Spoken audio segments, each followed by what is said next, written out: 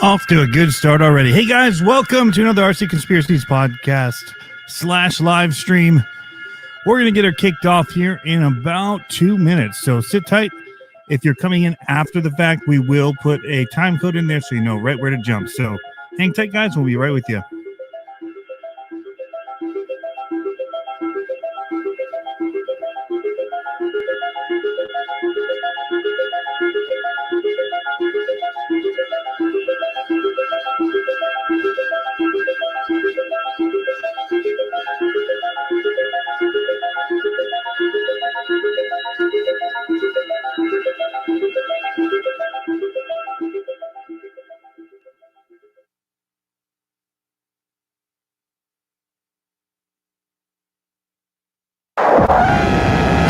Silhouetted images and industry teasers are finding their way into our homes and invading our minds. Their calculated information is delivered to feed our addiction for radio-controlled frequencies. It's an RC conspiracy, but we are on your side, cracking the RC code, because the truth is out there. Welcome to the RC Conspiracies podcast. Get your decoder rings ready and put on those tinfoil hats, because your fearless leader is here.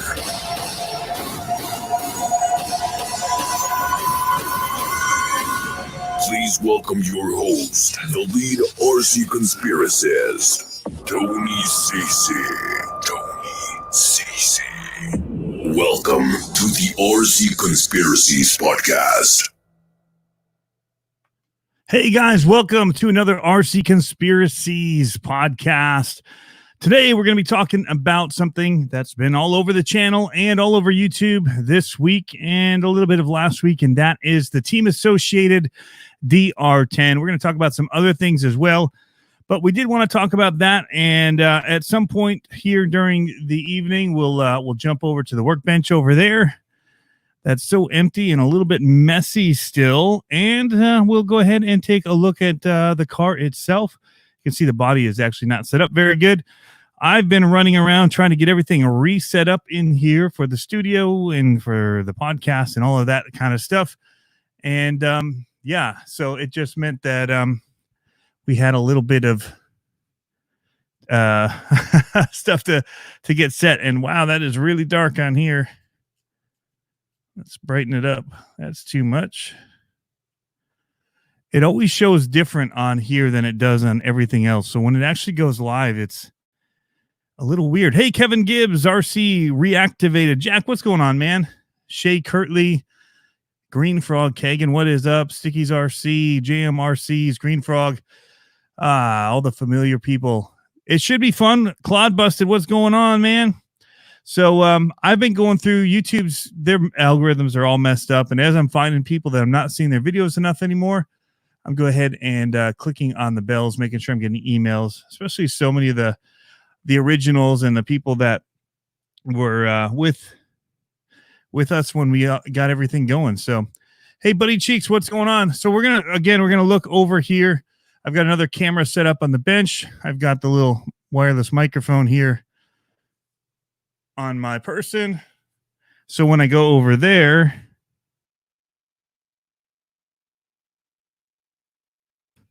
we'll have this audio, which I think maybe turn on the mic. That's a fail. Yeah, my mic was off. So I do have two microphones, so I can walk over there. We can take a look under the body. We can look at some other stuff that we've got on the bench that is coming to the channel here. But it's kind of a Q&A night as well, so be thinking about questions you might have, whether it's about the SMT10, things in the future. We are going to go through a couple of the little news things that just happened as well, because that's kind of what we do. So we definitely want to talk about that. And like always, want to make sure to let you guys know about the While My Batteries Charge RC podcast. That thing is going to be getting updated here soon. My podcast Get Up isn't here right now. It's actually with Rode. I just confirmed that they received it to do the repairs and all that's needed on it. So hopefully that'll get taken care of soon, and we'll get doing that again. I can do it a different way. It's a lot harder for me, but we'll get to it for at least one or two in the time being. Other than that, guys, maybe one of the things we could do today is kind of go over YouTube, something that I think is very helpful and beneficial when I land on people's pages is seeing something like this with a whole bunch of playlists that show, it just makes the page look full. So if you only have one line of stuff, even if you've made 500 videos, it feels like maybe you haven't because you don't have all the playlists to make your page look, I don't know, kind of decorated, I guess. It's like an interior decorator of your YouTube channel. And now mine's not the best. Mine's old, actually, but, logo and all that could stand for an update, but maybe we can go over something like that and look over helping you guys maybe do that, maybe add in something in here and show you how that works. But while we're here, the reason we're actually here is to show you guys the store. If you want to get merchandise, we have it all laid out here. You can get right to it from the YouTube page, CCXRC stuff, RC Conspiracies.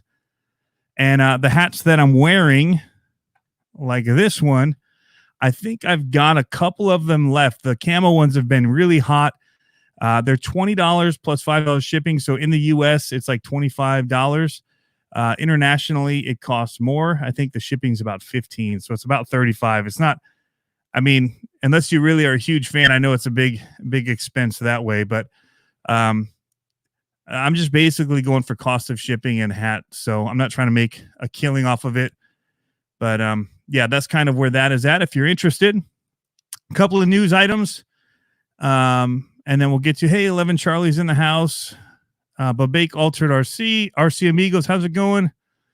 Some new people joined us. Justin O'Neill, how's it going? And so, yeah, this thing really piques my interest. It's from MST. It's this awesome new Jeep-looking vehicle. The CFXW kit, the J45C. And it looks, I mean, it just looks awesome. So, has my interest peaked at least. So they just want you to know that it is available now. But look at that body, the back end of the bed. It just looks, I mean, I don't know. What do you guys think about this? Let me know in the chat. Is this something that you'd ever think about getting? I mean, I'm kind of a looks guy in some ways. Like, I like how things look.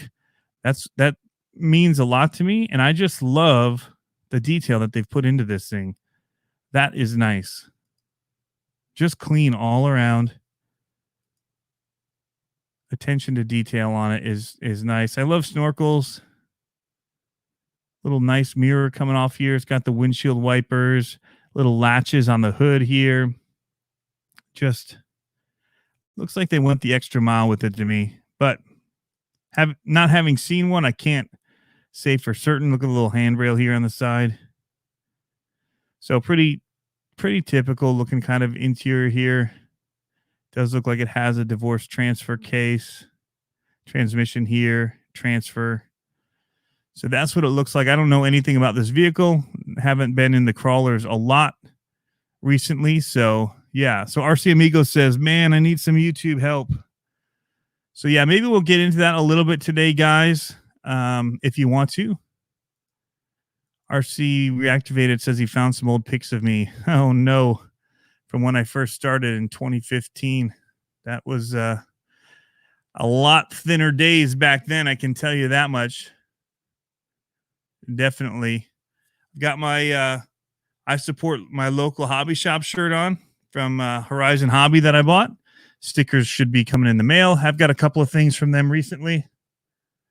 Tilt down a little bit here. Feels like there's little much headroom. And now we just got rid of it all. Oh, well. It'll do. I'll just kind of crouch down now. So the MST, that looks cool to me. Cross RC, they've been unveiling this UT4 even more. Looks really cool to me. I'm interested. I'm kind of hoping it's an RCR. I haven't looked in detail, but look at the scale motor under the hood. Really scale interior. The details look amazing to me. The extra wheel in the back, the little fire extinguisher. I mean, just the detail work again is really, I mean, it's what we've come to know from Cross RC. See the fan belts and all that right inside there as well. I thought that I was seeing double shocks up front when I was watching the first run videos of it. But maybe it did have them and they've removed them. I don't know. There's definitely, it looks like only single sets up front, where in the video earlier I thought it had 2 shocks up front. One with springs and one without. One is kind of like a dampening kind of shock. Brandon Timlin says it's ugly. Are you talking about the UT4 or are you talking about the MST? Nice plastic molded seats. So it's not my favorite styling of body, that's for sure. If this is what you're talking about, I like the scale details on the interior. Don't love these panels here on the side. I mean, one, that would just be a nightmare as far as visibility if it was real. But yeah, Trail Critter says he wants that MST. Okay, Brandon's clarifying. He says that the UT4 is what he's talking about. All right, RC Amigos, we'll catch you later, maybe. Shay Kirtley asks, where did I get the Arma banner? Forget about that sometimes. So I got that at a event, the No Limit RC World Finals, which is like a monster truck race down at Digger's Dungeon. And at the end of it, they've got banners that wrap kind of the whole race course there. They've got like monster truck tires lining it. Then they've got like the orange snow fencing kind of a deal. And then they've got banners hanging from all the sponsors. Well, at the end of the deal, it's just like, hey, everything's got to come down. If you want a banner, take it. And so I ran up and grabbed that one. I grabbed a Send banner. And I think I got one more. I don't remember what else I got. But yeah, that's how I got that. Wasn't given to me. I think they sell them on Horizon Hobby. I think you can buy banners from their website. So, yeah, UT4 it's interesting to me. It's 7th scale. It's a little bit bigger. Maybe it'll take this class somewhere else that, it's kind of dissipated a bit since the Wraith isn't like the king. But today what we're going to talk about is the DR10, and then they go and they do something like this, and they go sublime and they drop a green DR10, which I would have picked this night and day, any day of the week over orange. So I'm going to have to just buy a green body to go with mine and hope I don't get a wrinkle roof one, Earl. No, so I got mine. I actually ordered mine. Our hobby shop locally doesn't carry team associated stuff, and so I didn't think they'd be getting in on the early purchases or stuff from them. And with the quarantine and all that, I ordered one. I had to order some other stuff, and so I did order this. I did, however, go to my hobby shop today, Hobbytown. I picked up diff oil. I picked up for this different shock oils, heavier weights than I normally use. Because I want to do heavyweight. I think I want to do like 70, 60, 70, 80, somewhere in there, shock oil. So we'll see. Diff, I'm going to kind of go with what the people are saying that they run in it. And they're saying not to lock it up. They're saying to do something like a 200K diff oil. So I'm going to try that out and see how I like it. See if I can get it running straighter with that. I don't have the little weight. We'll get into some of this stuff. But yeah. Blue Dooley says, don't let Josh over at Harley Designs hear you say that. Say what? That I'm picking green or orange, that I don't like the orange. If you look at my stuff, maybe it's because of Gravedigger. I don't know. It was before Gravedigger. Back when I raced BMX, I had like the lime green, black, and white was kind of my thing. So that was like from 10 years old on. One time I had my dad airbrushed and was an artist, so he painted like this cool one with this like mechanical robot, like mean looking dog on it, which was pretty epic. And then, yeah, I just had black and green, like, was it Axo pants back in the day? So yeah. So everybody's saying green all the way. The scoop screams Dodge. Yeah. Something with the lighting too, a little bit of the front end. I feel that.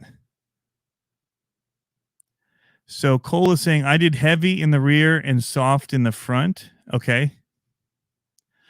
I was hearing like 60 up front and 70 or 80 in the rear. So John says he did 200K diff, 80 weight in the rear shocks. That's what I was going to do. So I bought 80 weight today, and I have a baggie. Oh. Who knew how easy it would be to spend $100 on shock oil and diff stuff. So the other thing I bought is ProTech had these little cases, and I know they make they showed me like the cool things for the I'm gonna back up a little. I feel like super close. Can my mic reach? The camera like only focuses in the middle, so if I'm gonna move, I have to stay in the middle and then move to where my mic can go. So I wanted to get something. My pinion gears, I have so many, but I never know what they are. So they sell like little metal thing with posts on it, like a flat piece of metal with metal posts. You put your pinions on there and then literally grub screw them to hold them on it. That's cool. It was $15 and only held so many. This can hold a lot, and it was only $6, and I can just kind of throw this into toolboxes or whatever. Should be easy enough. I can label it right on the box what how many teeth they are and all that across 17, 18, 19, 20 through 25, something like that. And then like 48p or 32. So this is a 48, and that's where it gets really tricky. So I've got 5mm shafts. I've got 3 or 1/8, I guess they say. Or whatever the smaller size is. I always thought it was like 3mm, 5mm, but they were saying it was like 8s or something. But anyway, so I've got a couple of these bins that I bought to put that stuff into, but I did get, this is ASMR plastic bag, Hobbytown bags.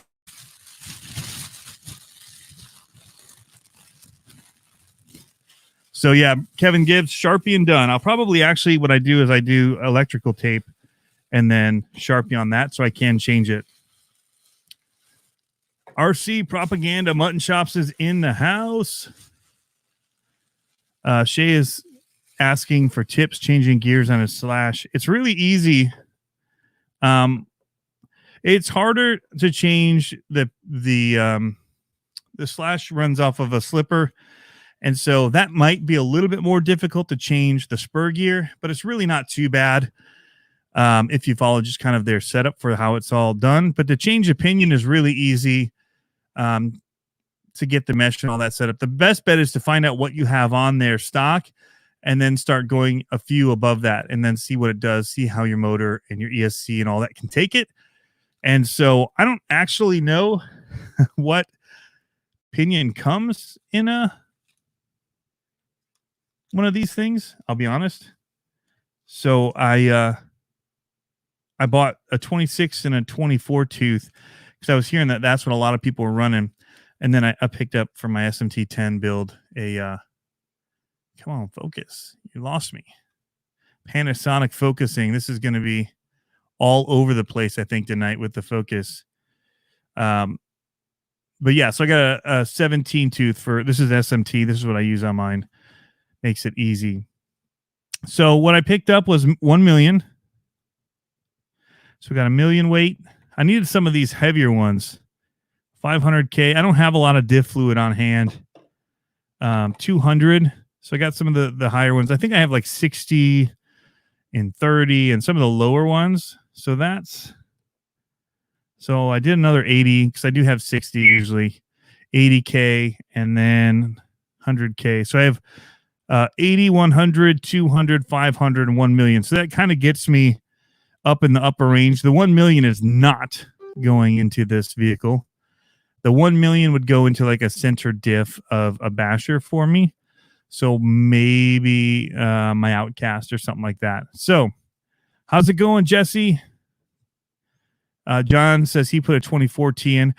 We're going to talk a little bit again about this guy here. I love that they've got this going now in green. People were asking me if I thought they're going to do more colors. I really didn't think they were. And then boom, a week after they release it, they drop a green one.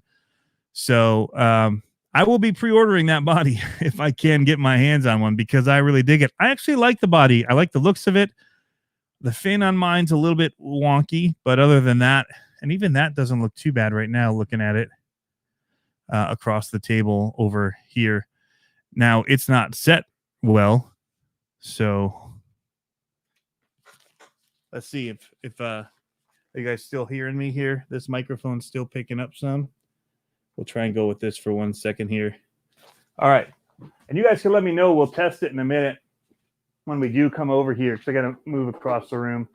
I just don't like this sitting so ugly for you guys. I should have dressed up my table a little better.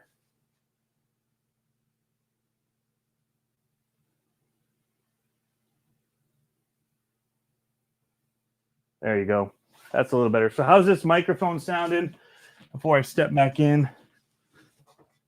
I know it doesn't have the big booming voice. Loud and clear. That is good to hear.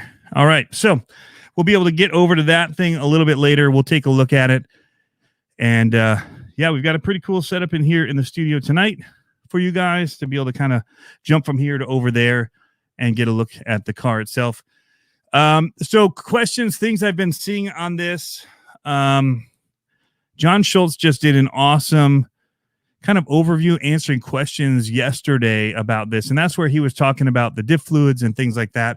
Tim Smith from TSR Speed Shop RC podcast, big time name in RC speed record holders and all that kind of stuff. He was in there and he has one of these. He showed his on his page today, how it's set up. And one of the things that John said in it makes sense to me, is that these things are made for anybody to be able to buy and run out of the box. And so, you know, we're running these and I'm running it and saying, wow, you know, it doesn't feel very fast on 2S, which is what they race them at. And so I'm just kind of thinking about, you know, if I'm going to race this, I got to do some work to it, which doesn't bother me at all. So, I lost my train of thought. I was trying to make sure everything was set up right still in here. Yeah. So what he was saying was that people are going to buy this and they put specs on these things. And so it comes with a 60 amp ESC. It's like a Reedy, but it's actually like a hobby wing. And that ESC is rated for 2S, 3S. And so people are going to see that and be like, boom, I'm going to put a 3S in here.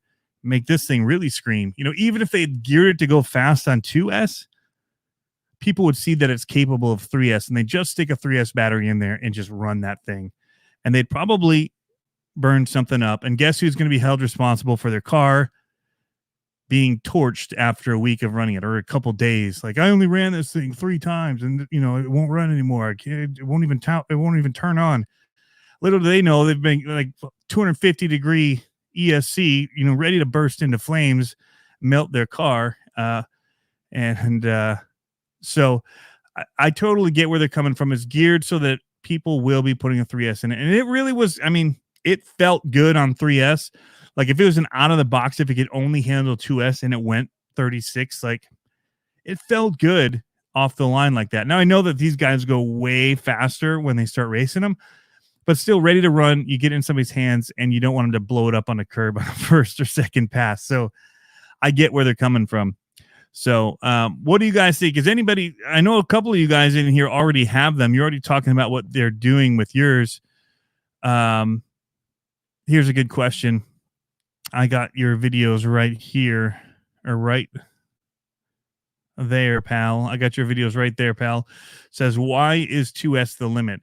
Now, 2S is just kind of what the racing scene, a lot of them use as their limit for the Street Eliminator class, which is what this would fall into, which is what the Traxxas Slash setups that you see so many people do would fall into as well.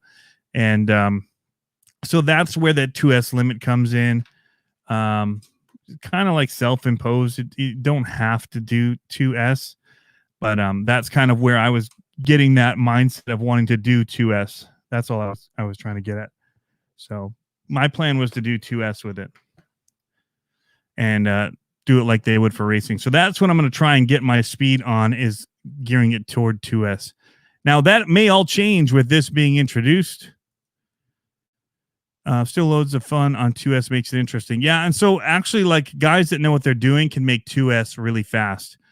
And so there's kind of like this old guard that does hold on to that. Like, you should get these premier motors, or you should know how to wind them and do all this crazy stuff to make your cars go faster on 2S, instead of just saying, hey, we got 3S technology. Why don't we just stick a 3S in there and make it go fast, easy, And so, but they've always done it a certain way, and like it keeps them faster than other people in some ways too. That's kind of the breaks of it. And so they're going to guard their speed a little bit.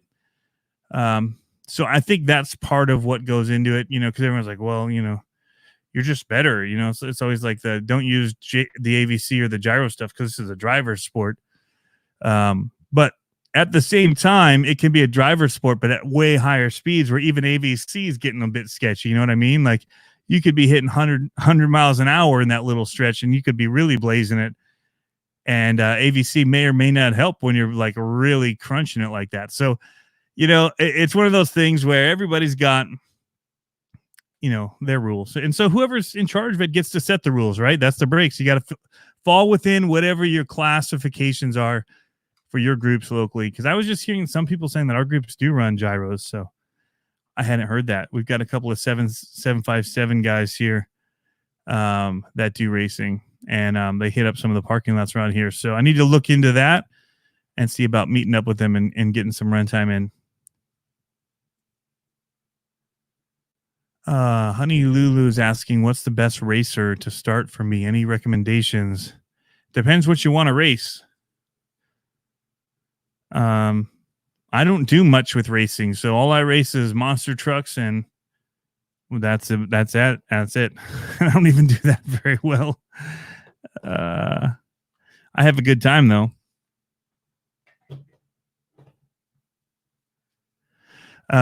So there have been, RC Guy Garage pulled his apart. He had some issues with his differential and having some stuff in it, some metal shavings. I know Earl had some problems with his, Earl Moorhead had problems with his body not being cut very well, which, I mean, it was not cut well at all.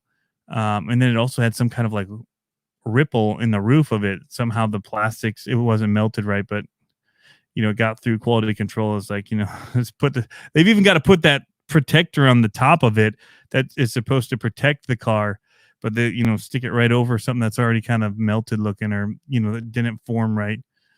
So yeah, Buddy Cheeks says, saying the 757 are great guys. Yeah. So I've never done any of this stuff. They used to have a drag strip behind Debbie's RC World when I used to go there. And I did watch them run for a little bit. It was very interesting at that time, to me, but I never got into it. It wasn't easy to get into. There wasn't a DR10 out on the market where you could just pick it up and say, let's drag race a little bit. And, I always talk about, whether or not, what I'm always looking for is something that I can run easily. I'm limited on time, believe it or not. We post a lot of videos here, but you notice a lot of them are around my house. You don't see very many plane videos because I got to go find some place that I can fly, which is 20 minutes away, which means that I've already got to commit 40 minutes of my day, just drive time, to do it. Plus then getting it all out, setting it all up, then tearing it all down. So I'm probably in over about an hour before I've even counted the time that I'll spend in the air. And then, if I only feel like, I'm doing a couple passes, or I've only got a couple batteries, then I've spent all that time going out away from my family to do it. Here, I literally, that was the end of the day, Mother's Day weekend. I think it was even Mother's Day that I did one of the runs. 7 o'clock, that's when I got a couple minutes, just went out. I was planning to go out to a parking lot and I just could not get there. And so I finally just said, let's do it in the cul-de-sac. We got 132 feet. So I just went for it. And it's not perfectly flat. There's a little bit of a hump to it, which, that's not helping train me very well, but yeah, it is what it is. But having something like this where I don't have to think about it, I just grab it and go. That's been pretty awesome. So, and you know, everyone's doing all these things with them and they're trying to get them geared just right. And I've been watching so many videos on these now. Um, and to varying degrees, you know, there's some people that just want to tune it like to death. And then there's other people like me that are just wanting to run it. And so I'm just finding, you know, I'm getting mine to go pretty straight, but I'm just kind of working out the bugs in it. Like, okay, it steers left a little bit every time. You know, I could shim the shock a little bit or do some, you know, a lot of messing, but I've just learned if I just give it just the slightest turn to the right, boom, it corrects. It's really only at that initial hit where it kind of gets squirrely and then it wants to go straight. So if I can get it past that, either like lighter throttle or smoother curve on it, on throttle, then I can get it going super straight the way that it's set up out of the box. So, but I don't know what I'm doing either. So I'm just having fun and trying to find ways to get it to go fast and go straight. And so that's kind of what I've been finding. But it's really awesome with the AVC on, honestly. But it can still get off track, but it saves you.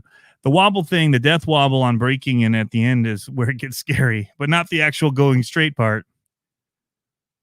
Buddy Cheeks, is that the only body they come with? Yes, right now it is the only body is this React body in green or orange now. Green was just announced today at 4 p.m. Give you guys that maybe later. Didn't see that. Randy Sir Chirp a lot. You've seen him before on the Tank RC chats.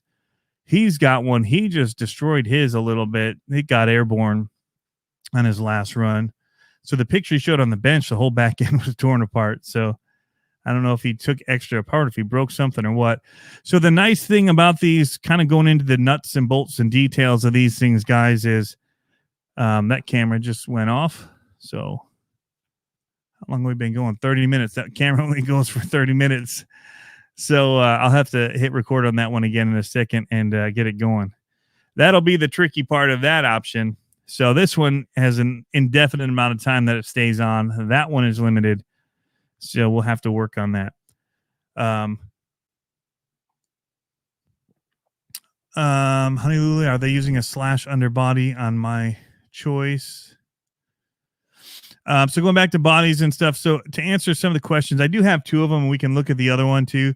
I made the Slagster before, which is like the slash dragster. I've heard people call it the Slagster. I don't know if that's a thing or not, but basically it's a two-wheel drive slash that you put the banded arms on, which is basically what this is. So this is a RC5 and or like the SC10, like they've got their short course truck, and then they put the buggy arms on it, and then they set it up for drag racing. So put the wheelie bar on in that. So it's probably closer to the B5, not the RC5. The B5, yeah, is kind of what it's based off of with that rear motor. In fact, those parts for the rear motor and all that work, the diff and the gearing and all that. So there's a lot of parts already on the market for it. They also had that, it's like a DB10. It's like the rat rod. I think it's a DB10. And that one is something. Let me see here. You guys. It is the, what does it say? Trophy Rat. And these are out of order right now. So this is what I saw like Harley Designs in them modifying to become this. You can see it has the same shocks in there. So I think Scale Builders Guild and Harley took one of these and they converted it. I could swear that it has the same DVC technology. Yeah, DB10 and Trophy Rat. So they had the Reflex DB10 and the Trophy Rat, which are kind of the same but different bodies.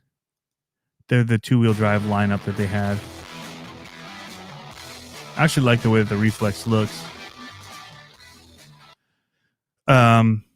So that's kind of what we're looking at. So there's a lot of parts already available because of these cars that you can get for it. Some of the questions, you know, the things that, you know, it's got nice aluminum shocks for it. People love Team Associated shocks, but it has the little spacers for setting your preload spacer, which is kind of a pain. I mean, you know what you've got in there versus, if you have to thread them down, then you've got to use like a caliper to know if they're equal or not. But it makes it easier to set if you've got the little weighing stand where you can, check the weight on all four, and you can really balance your car that way. All right, back to the comments here. RC Basher boy, the real question is, would you give up monster truck? No way. You know that. I would not give up monster truck racing for drag racing.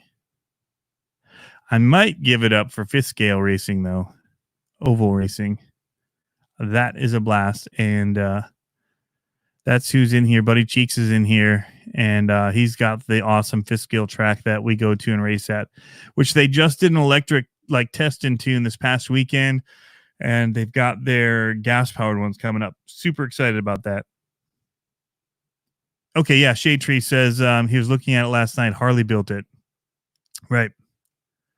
So there are things people want a lot of things out of cars, and everybody has their own idea of what they want things to do.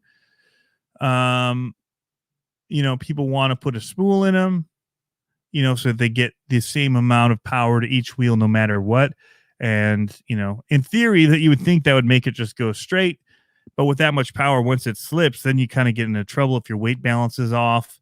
And there's no, it's really hard to save it at that point. I know even with my monster truck, when I lock up that rear end, man, that thing starts wanting to twist and flip and go nuts. So, Buddy Cheek says, everyone welcome to race this Saturday. That's awesome. I'm putting that on my calendar. Amazing fifth scale track and Carolina RC Park. What is the blue and white vehicle back there on the checkered flag? Looks like a semi race truck. That is because it is a semi race truck. So Buddy's saying 1/10 to 1/5 scale. So they've been doing some races electric wise Buddy actually bought my infraction from me. So he bought that on a part by trade for new pipes for my 5T to get me, competing better. I think he saw how slow I was. My truck was the dog. And so he helped me make it faster. And but they've been now, that thing is awesome. The infraction on the oval track is super cool. But they're also doing the Mojave class. So the Arma Mojave, that bigger size, 7th scale, I guess they're calling it, is racing 6th scale, whatever they want to call it. I think Super Baja Rays and the Mojaves kind of fall into the same class if people have those. So let me go grab that. I'm going to flip over to here for a second. You guys look at that bright green. I'm going to grab the semi and I'll be right back.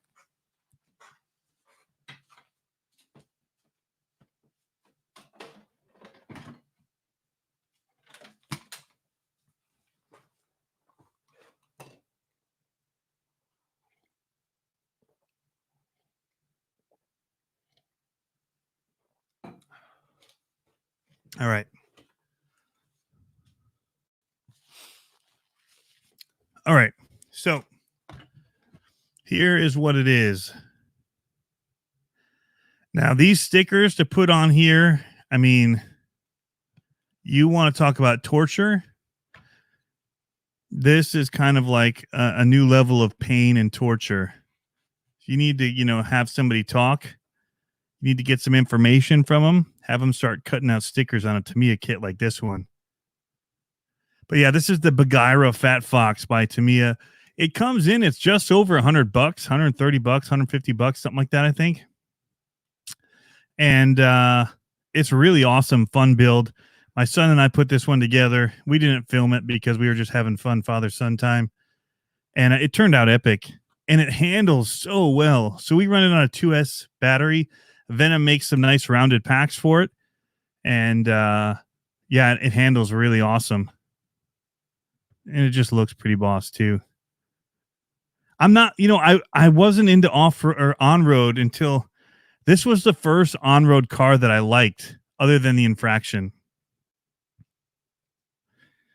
Now, I had some bad experiences because of an HPI Porsche that I got.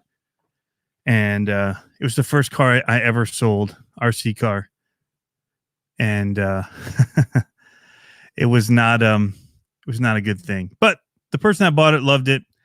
And I bought it just because the body looked cool and it said it'd go really fast out of the box. Well, it couldn't stay straight to save its life. And that wasn't just me. That was the reviews I found out. The worst part was that the way that the bell crank steering was set up, that like if a grain of salt somehow got on underneath the body, it would find out where to go to lock up the steering, and you were out of luck. So, yeah. Kevin Gibbs is right. These things are a lot of fun to watch race. They are super cool. Really, really cool class, especially when they do. Net Cruiser RC did one tech RC tech and cars and all the things that he does. He does a lot of cool stuff on his channel. But he did an 8-hour like endurance race with them, and it was so awesome. Awesome. All right, so questions. Anybody got questions about the DR10 before we open it up to just kind of going all over? Kind of took a little break. I can go over to the car. We can show it. We can show that and my Tamiya. You guys let me know how you want this next bit to go, and we can make it happen.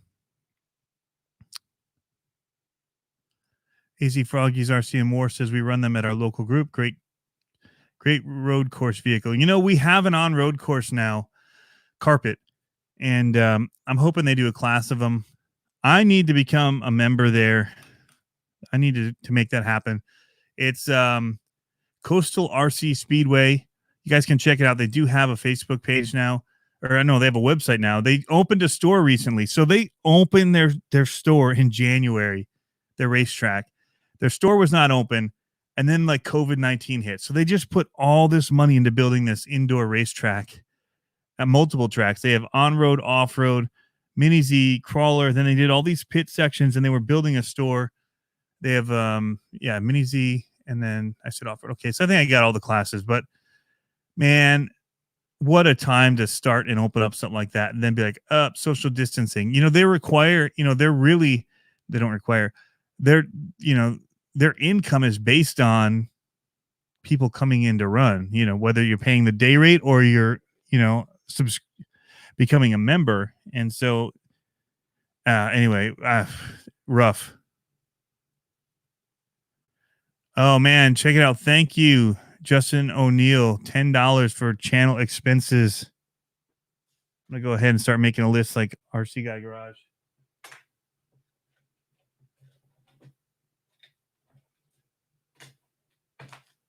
I don't have a pen. I'm lame like that. I just found one.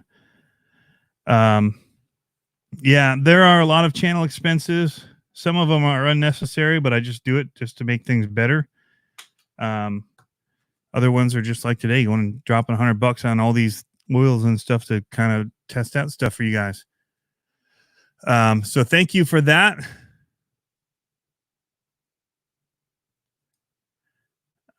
Very, very cool of you. Jesse says he needs the DR10 in green for sure. Yeah, smash the like button, guys. If you like the content so far, you can change it at any time. Buddy Cheek says Oval. It's a nice place. It is really nice. It's really clean. I'm just waiting on my. I've had on order now for months the Team Losi 22 5.0 AC, their carpet car, 2-wheel drive. Because I want to do a two-wheel drive one like the spec. Although here the spec one's the really hard one to be in because people really get crazy with it to get that little edge. How's it going, Scott? So give me a second. We can go over to the bench for a second here and show you guys some things. I'm gonna enter in here. I think I can do this. Yeah.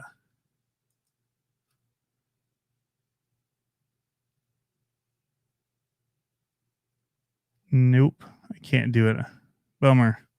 I Thought I was gonna be able to add another camera in there, but it's gonna be too hard to run it from over here. So what I'm gonna do is I'm gonna set up YouTube on this one so I can follow the chat with you guys, and then we'll move over to the other side and we'll show the cars.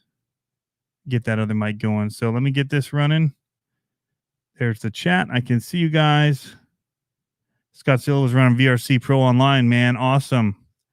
And we're going to take a quick pause here and put up this car, and we'll be back here once I get everything set up and see if we're still here. It seems a little quiet on this microphone right now. There it is. Is that better now? There we go. All right. So I am definitely not as good of a microphone on this one as the other one, but it looks like the levels are working. If only you guys could see this setup. It's really kind of nuts.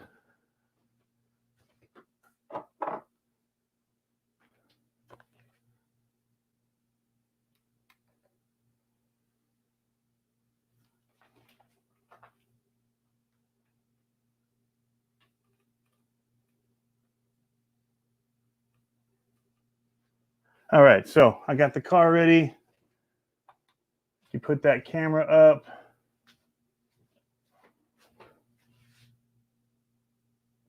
Camera 2's not showing though for some reason.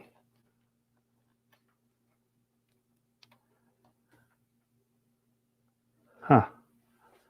Good old technology. Gotta love it, right?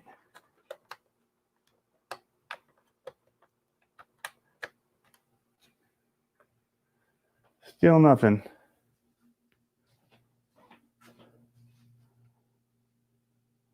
So, anybody got a joke they can tell?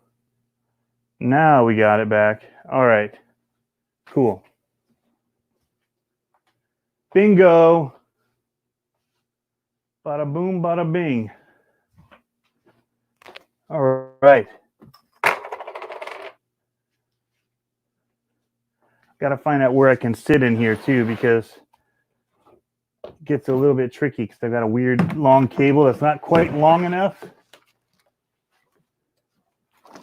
that runs from my computer to this camera. Go ahead and get this guy staged in here as well. That's my other one. And we'll take a look at these two guys. So we have the Slagster and we have the DR10 here on the bench.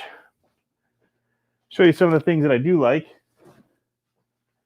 about each one. And I do have a little preview for myself, which is nice. Show you guys my setup here. So up over there, I was able to turn my TV so I can see, get a little preview. All right, so I do have the posts off of here. You can see I do have some tire rub going on. It's not too bad, but it's definitely here. Now this isn't from the drag racing. This is literally from me hitting the brakes and then like trying to whip the back end around because I have so much, my dual rate's turned down so far that it's hard to turn. So I try and break the back end around. And when I do that, it dives in the front end and it rubs as I'm turning as I do that. So that's why it's set. The tuck is really tight on these, and that's going to happen with turning. So, but the inside's really good. Everything's holding up really well as far as the body goes. I actually haven't rolled this car at all. I'm getting a bunch of dust though and dirt from the tires, as you can see on here. So are we still going? Rubbing is racing. That's the truth. My YouTube's busted. Open it back up here.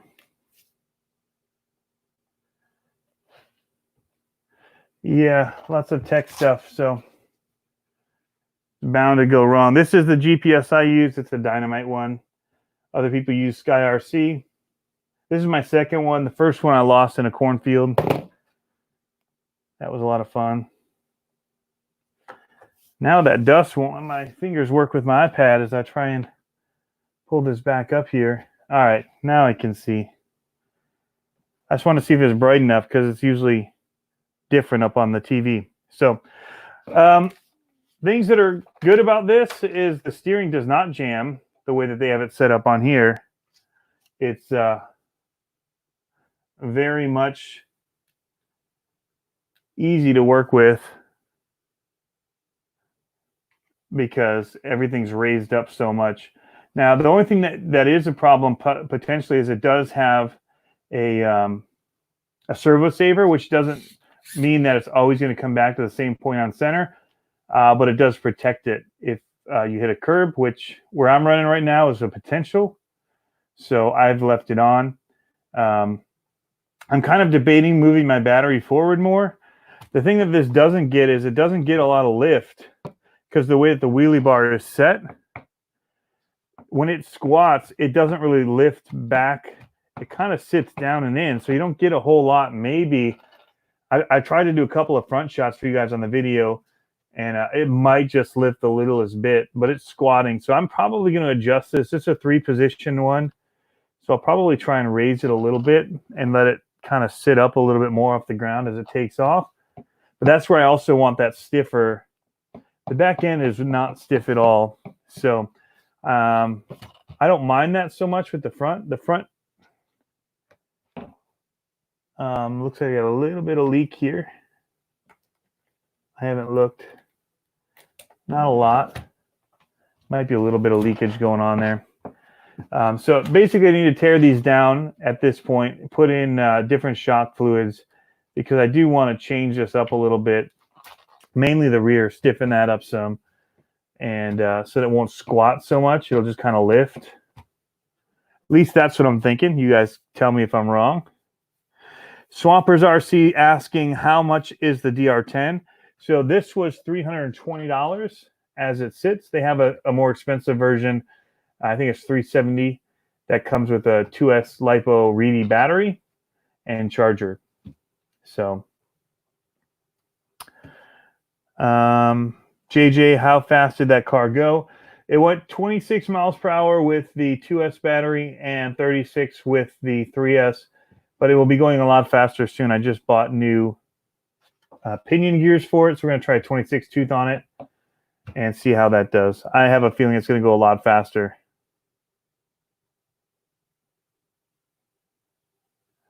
Shaytree, I watch RC Guy, Tony, and Earl. RC Guy, Tony, and Earl all has these rub spots. Yeah, that's just because of how tight it sits on here. And again, I'm braking hard, which is making it squat, and the body hits as I'm turning like that. So that's kind of where that problem comes. Because the tires sit underneath, the body's so tight.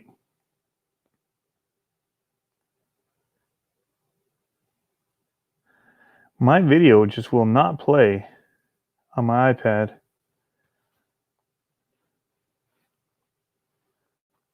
Will I be putting sand panels on this rig? That's not even a question I'm going to answer, RC Basher Boy.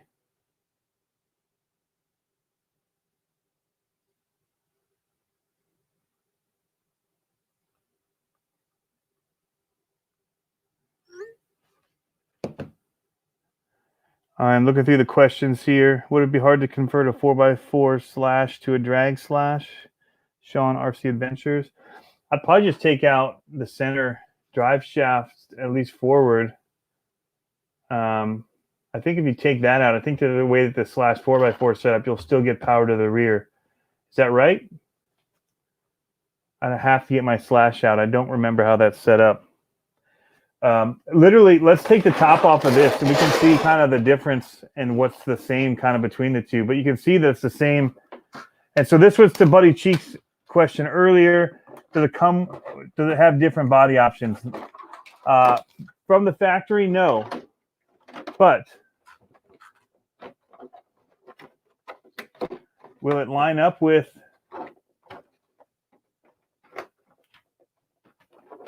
This guy, yes, it will. Lower this down a little bit here. You can see that the tire, they sit in there perfect, and it almost, the body posts are almost in the exact same spot. My rear ones are definitely matched in. The front ones are, where are they? They're a little bit further forward. So I could maybe, be easier to see here if I do the front ones first. I could maybe put new holes in the front and run this on both cars if I wanted. So it's close, but the bodies that you get for these slashes will also work on the DR10. But you can see they're very, very similar. That Proline body is really flexible, actually. It's really thin compared to the one that came with the DR10. So I'm actually going to raise this back up now. It's a bad decision to lower it. Give you the look across the top here.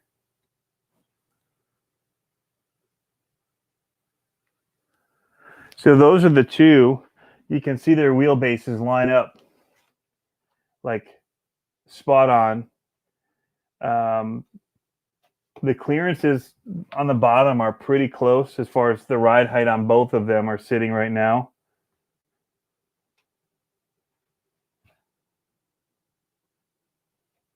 My slash is sitting a little low in the rear, which is good, the way that it's set up for this one. But these do have 80 weight in them, and so they're much slower. But mine also wants to get those wheels up on the front end on this one a little bit more. But I have a little bit more height for my wheelie bar, the way that it's set up. So this one's sitting, I should just get my calipers out here a little bit higher. All right, so back to the questions. What's the stock pinion, Scottzilla RC? I think it's 19 tooth. You know what?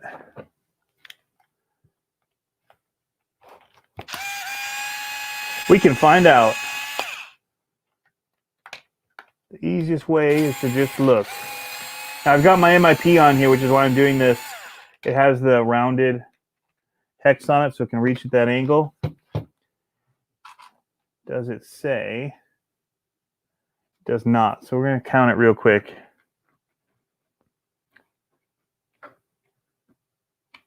I'm going to try and keep up with these comments. I'm feeling like RC Guy Garage. I'm way behind on him. I now know what he's going through.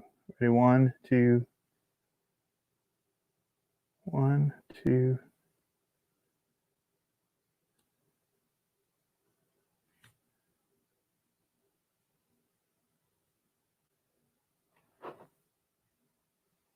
Yeah, 19 is what I'm counting. So it looks like it's 19 tooth.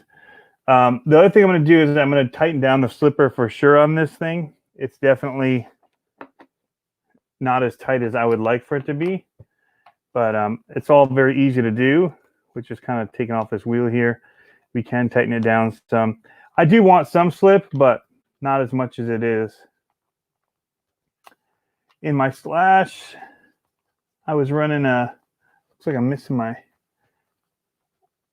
of my foams in it. So we could just tighten it down in here.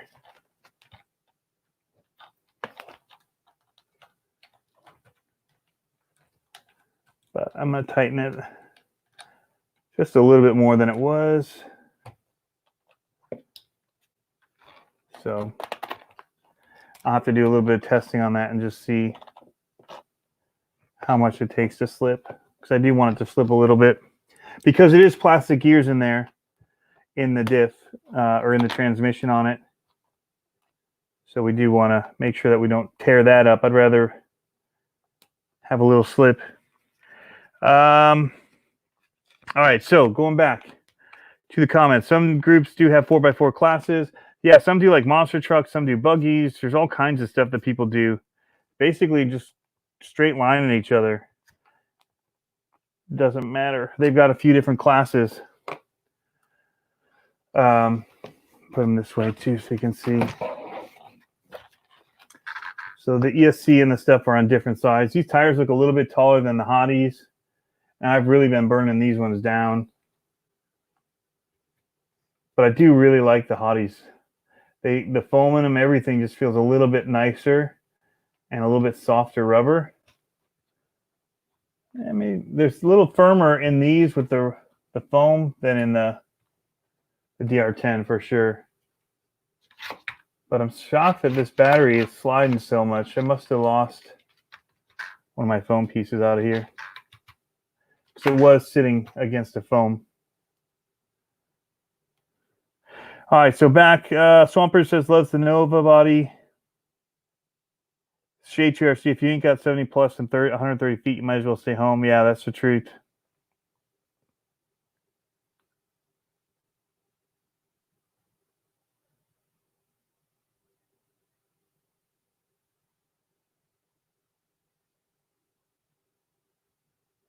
Shade Tree, if you had a new one, be wise to put a piece of tape there. Tape where? So Shade Tree, no rules other than 13-inch wheelbase, two-wheel drive, and no gyro. So you don't have rules on your batteries?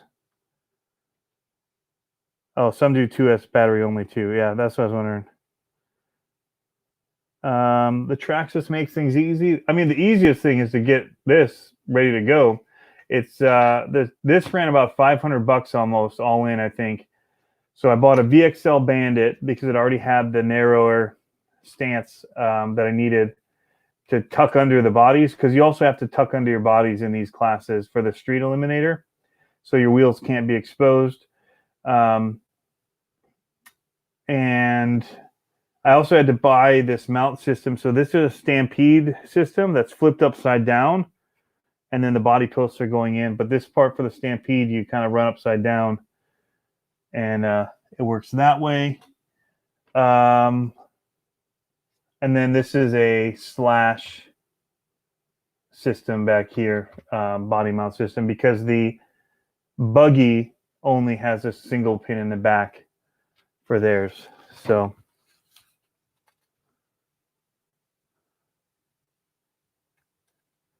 you can see right here is what it originally had. So you get this mount, and it's just a couple screws go in it, hold it in place. I'm just running the Traxxas servo though that came with it, and actually it seems to be doing all right. Some of this stuff seems like metal upgrades would be nice for your steering system, but yeah, we put heavy shock oil in these, so they're pretty smooth and slow, especially the rear. See how slow it is to rebound. I lost the little antenna thing.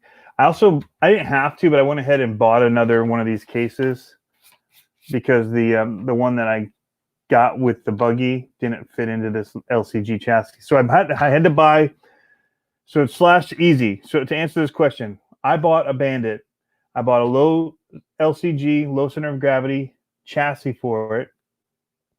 I bought these Stampede and the slash body post mount kits for it.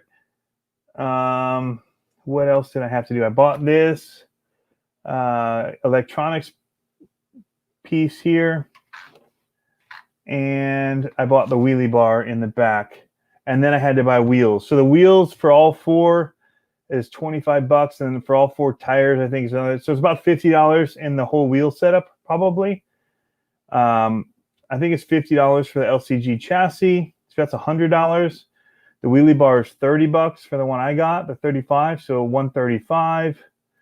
This is another 10, so $145, plus these are another 10 each, I think, so $165, somewhere there on top of the $280 that I got this. So $440, $450, somewhere in that range, if I'm doing the math right and I'm getting everything. The controller's nice for this, though. I don't actually like it. I don't like where everything sits. It kind of is an awkward for me. I'm used to the Spectrum where how everything fits in the hand, and the wheel placement on the Traxxas ones is just weird for me. Even this one I like better as far as holding it and how it feels in the hand. But this is 320, couple of pinions. It's already got a brushless system in it. I think once we put these pinions on, this is going to be a lot closer. I do have some footage of this one I can show you guys right quick as well. I already filmed it running. So I have that on my computer. I could show you real quick. Which one do I prefer? Right now, I prefer this one. But it costs more. And so I'm going to wait and see once I put the, so if I basically, I'm looking at $6 in diff fluid, $6 in oil. So that's 12 and another 6 for the spur gear. So 18 bucks, 20 bucks. So I'm looking at like 340 in on this one, and then we'll see what we're looking at as far as how it handles in comparison to the Slash. I'm also curious to see how this one handles with these tires on it. But I mean, when you really look at them side by side, if I put these tires onto here, this one has a sway setup. I'm now seeing it. I didn't see it when I was building the when I was doing the unboxing. I was looking on the back side, but it's here on the front side is where the sway mounts can go for the rear for anti-sway. There's holes here, and there's so much dirt and stuff collected on this from the street running. So that'll help that out too. I'll have to rig something on this one if I want to do that. But the squad on this one, these ones are just using spring retainers too, and they're plastic body shocks. So I'm 450 in or whatever on this one, plastic shock bodied. These are aluminum, but they do use preload spacers, but everyone's complaining about that. These are nice big bores. I don't think they're that bad when you're looking across the tube. Part support for this, insane.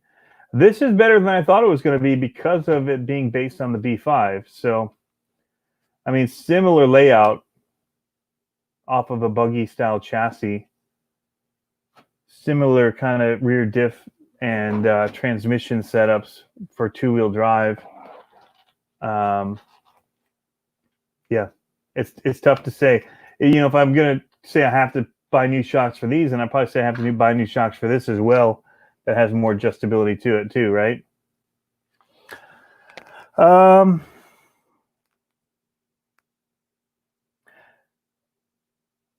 right, can never have. Shade Tree says I could never have nothing that fast, nowhere to run it. Oh, that's for 170 mile an hour truck somebody's talking about. At the RC Element, what motor in ESC are you going to run in it?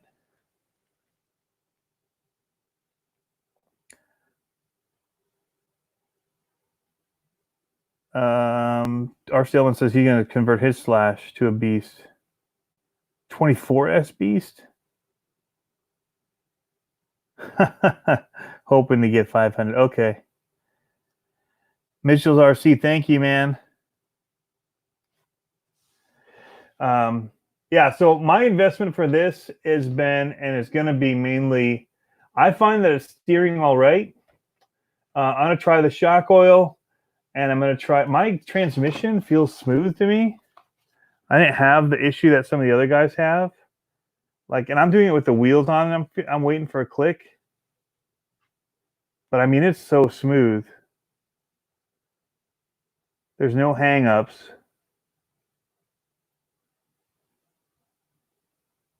And it sounds smooth when I'm out there running. I guess that's because it's not spinning. I'll have to take it out and feel it. I'm just open diff in the wheel. But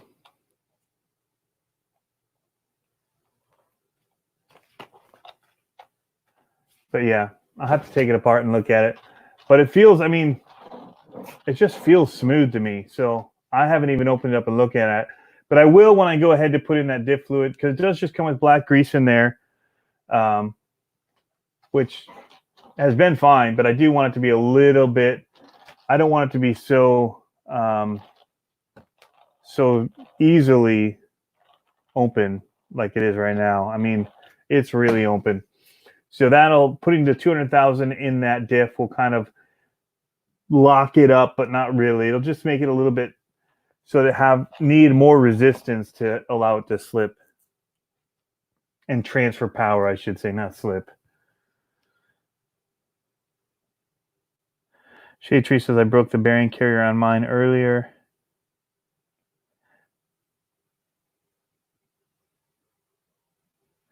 But I'm kind of also of the mindset of just kind of running things. I mean, you guys have watched my channel. You see that I kind of run things a lot how they are. And I don't like to go crazy, because when I start doing too much, that's when I start to encounter a whole lot of issues with them. You know, one thing leads to another, then I'm having to chase down another problem I've created by changing one thing. And so unless something is like dramatically wrong, I'm not going to mess with it. And right now, until I feel this with more speed, I won't actually know what's feeling wrong with it. And so probably the next video you guys see is going to be no changes to anything except for the pinion gear. And then we're going to see what we're dealing with once we do that, and what the speeds are like, how straight it's feeling, how I feel like I have control of it. And then from there, we'll start tuning the shocks and that. But I like to start seeing what one change makes first before I do something else. Does that make sense?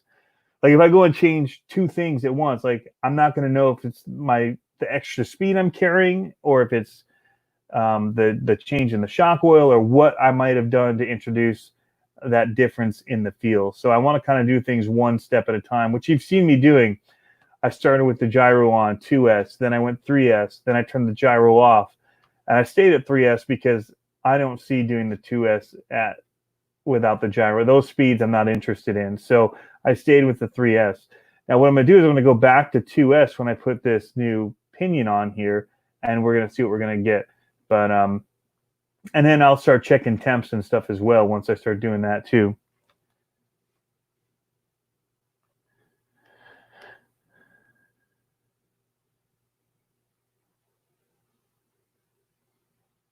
Which one is lighter? Hector Santos is asking. That's a good question.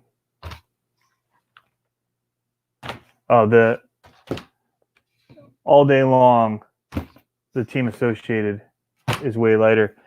And I can probably, I can measure the weight of it here. Oh, you know what? It's because the Slash has a battery in it. Of course it's going to be heavier. So I do have one of these little, try not to rip this cable out.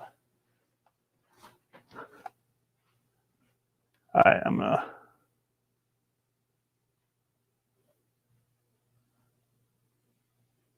start and stop this recording so that it'll keep going. So let's go ahead and take this out of here, and then let's give it a test. You guys are probably yelling at me in the chat. It's got a battery in it. So what I need to do is I'm going to zero it out with this case on it, because that'll give me something to set the cars on.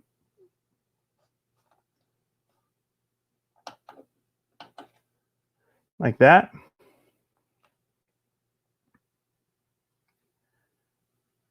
JMRC, it makes it a mess changing everything.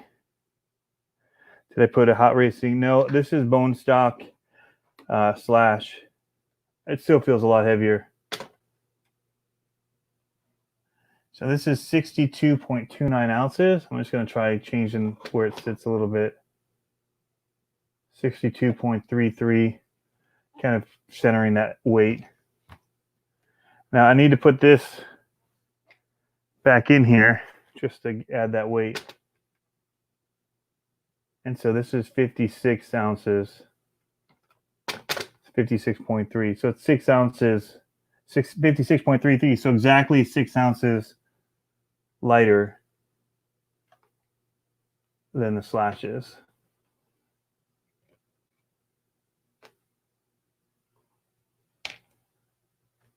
Any other questions?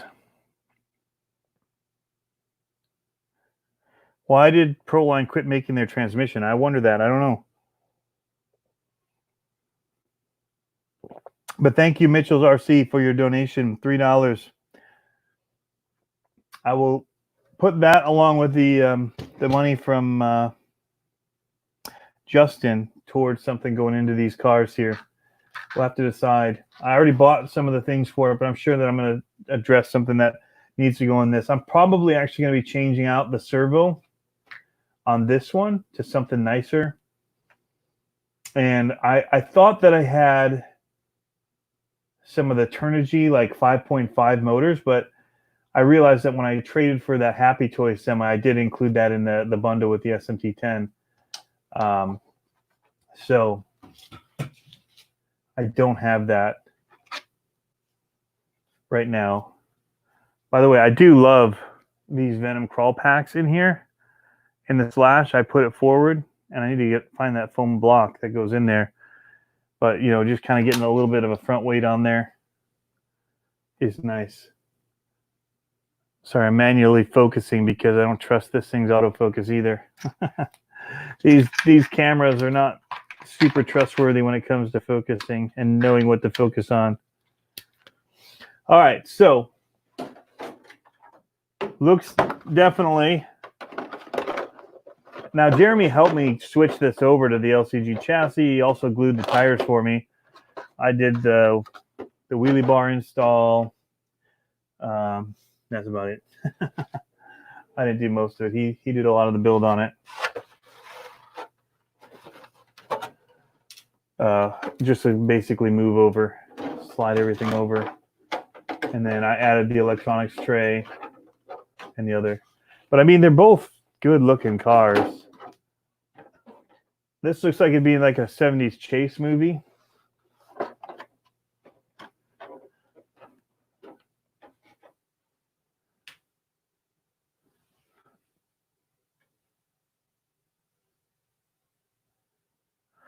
All right, back to your comments, to your questions.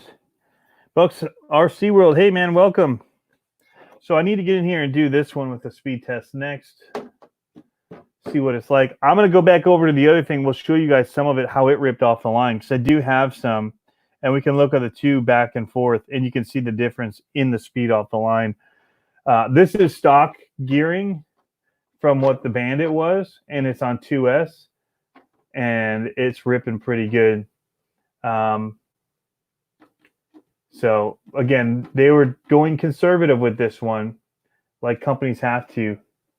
So yeah, I'm looking at this. When I push this down, that rub would be the second I turn this tire and I set it down, that's right where that rub spot is. It's hitting. This car is going to do the exact same thing. This one actually, because it sits so low, I don't know if you guys can see the clearance. I probably need to raise that up just a littlest bit. It looks super mean down low like this. But when I brake, that thing dives and it's like, pop, pop, pop, pop, pop. It's awful.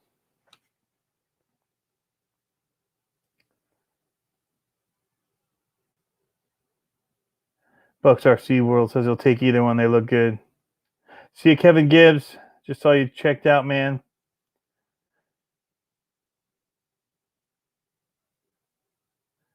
Aluminum arms are for on-road cars only. That's Justin O'Neill. I feel you there. All right. Speaking of Shade-Tree's talking about the M2C chassis, I just got one. They've got the speed chassis now too. So these are all straight up plastic, but I don't mind that. All right, so I'm going to leave that case off of here, but I'm going to make it evident because I'm going to lose that or do something stupid if I don't. I'm going to walk back to the other side.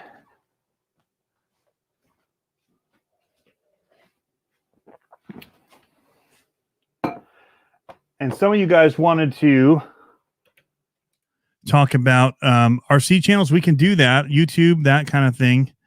If you want to go over some of that kind of detail stuff. And it's definitely an option. I'm going to go and change my TV background so I can see what's forward. And then we'll look at some of the footage of the Slash hitting off the line. Quick intermission. I'll be right back.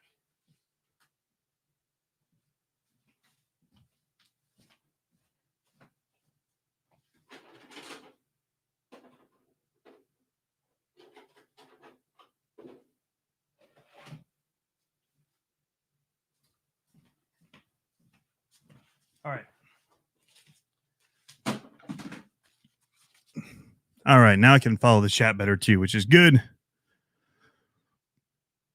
And since we're over here, we'll go ahead and hide this. And you guys can see, oops. You guys will be able to see the slash here when I did my first runs. Hey guys, whoa, that's lively. All right. So, quick look at how I edit as well. So, that would be that. I'm going to give you guys a quick throwdown of some of these into the timeline here.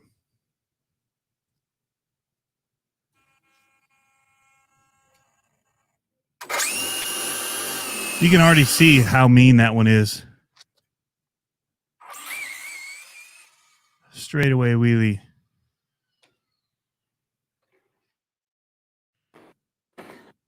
Hope that showed the body hit though. A shovel going across the ground. And a little low angle shot here. Cool. I'm going to drop it in there. And I can scrub right to that sound point. Throw it into slow motion. You can see it lift off. So this one's definitely getting lift off the line.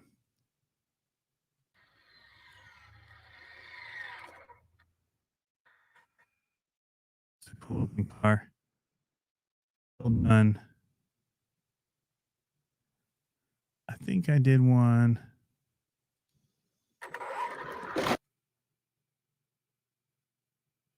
I was trying to get a shot of it doing a wheelie at me.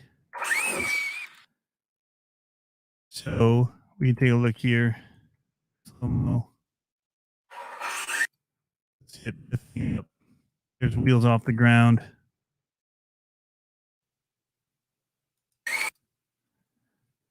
Evidently off the ground. You don't get that at all. It's getting higher still. Which just makes it look super cool. I got here late. How is the new drag car? Mike, what's up? Well, there's some new news with them too. They have a green version coming as well, which is pretty cool. He's asking how is the new drag car. You can tell I actually use green in the program here. It's one of my colors. I love green. I really like it. I think that they've done a good job bringing something to the market to get people into the hobby, and that I like. So we just had mine up on the bench, and we're comparing it right now to the that's over sitting on my bench right next to me, about 12 feet away. The Slash is on the left, and the Team Associated one is on the right. Body off, they look pretty similar. All right, so back to here. I'll show you a couple more hits off this. Leaving. These are. I was trying to get it to burn out using my foot. That just crumpled it all up. This is me trying to get beauty shots of it. A little different setup. Here's the talking stuff, and I realized, I should just make a video on this. And showing it with and without the PVC on. So here I'm showing it, turning it off. Off. So this is a straight shot with it off now. Ooh, that one got a little sideways on me. Trying like full hard hits. So That's something, but it definitely has more oomph to it than the out of the box, the DR10. But again, that's something that these little 24 tooth pinion and 26 tooth. So this is 469 and this is 549 for these nickel plated steel. And this one's not. This one's absolute pin. It says there's a hardened steel on this one. So a little bit more money, but those are the options they had in the different sizes. So it's curious. A lot I'm noticing online, like back orders on a lot of the Arma stuff too. I wonder if there's a little something coming with that. Little refreshes, not like a new thing coming, but going into conspiracies here for a minute. I was just on because somebody was asking me, a buddy of mine, about the Arma Outcast, if I had one and what I thought of it. But it reminded me that I wanted to pull up the part explosion and I saw that it was back ordered on Horizon site. Earl said he thought the ESC was too weak. Yeah, Mitchell's RC. Who was it? It was John Schultz said that he got his going. He was running it on a 81 tooth spur with a 26 tooth pinion, I think. Don't quote me on those numbers. But he got some decent speeds out of it. Not 70, not hitting 70 on 2S. You would need to up your game on your motor at that point and your ESC to handle it. And he wasn't doing back-to-back-to-back runs when he did that either. So you've got to be very mindful of your temps if you're going to be really gearing it up. So I'm going to try it with the 26 tooth, but I'm going to try 26 tooth on 3S and check the temps after I do it. See what happens. Because at this point, we just want to see it rip.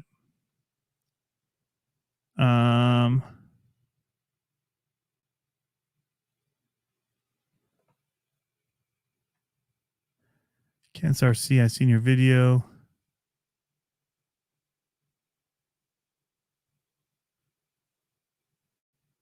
Oh, he has something that keeps breaking, huh?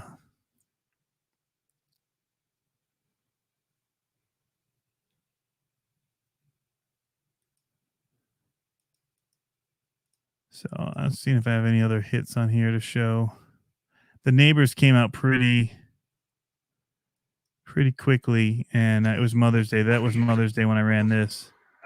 And it was just for a brief moment. I wasn't planning to run it.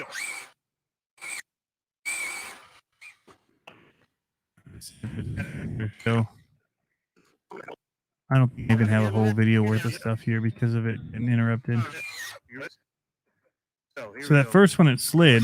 No, okay. So here's the second hit on it. Once I realized what it was going to do, how bad it was going to break.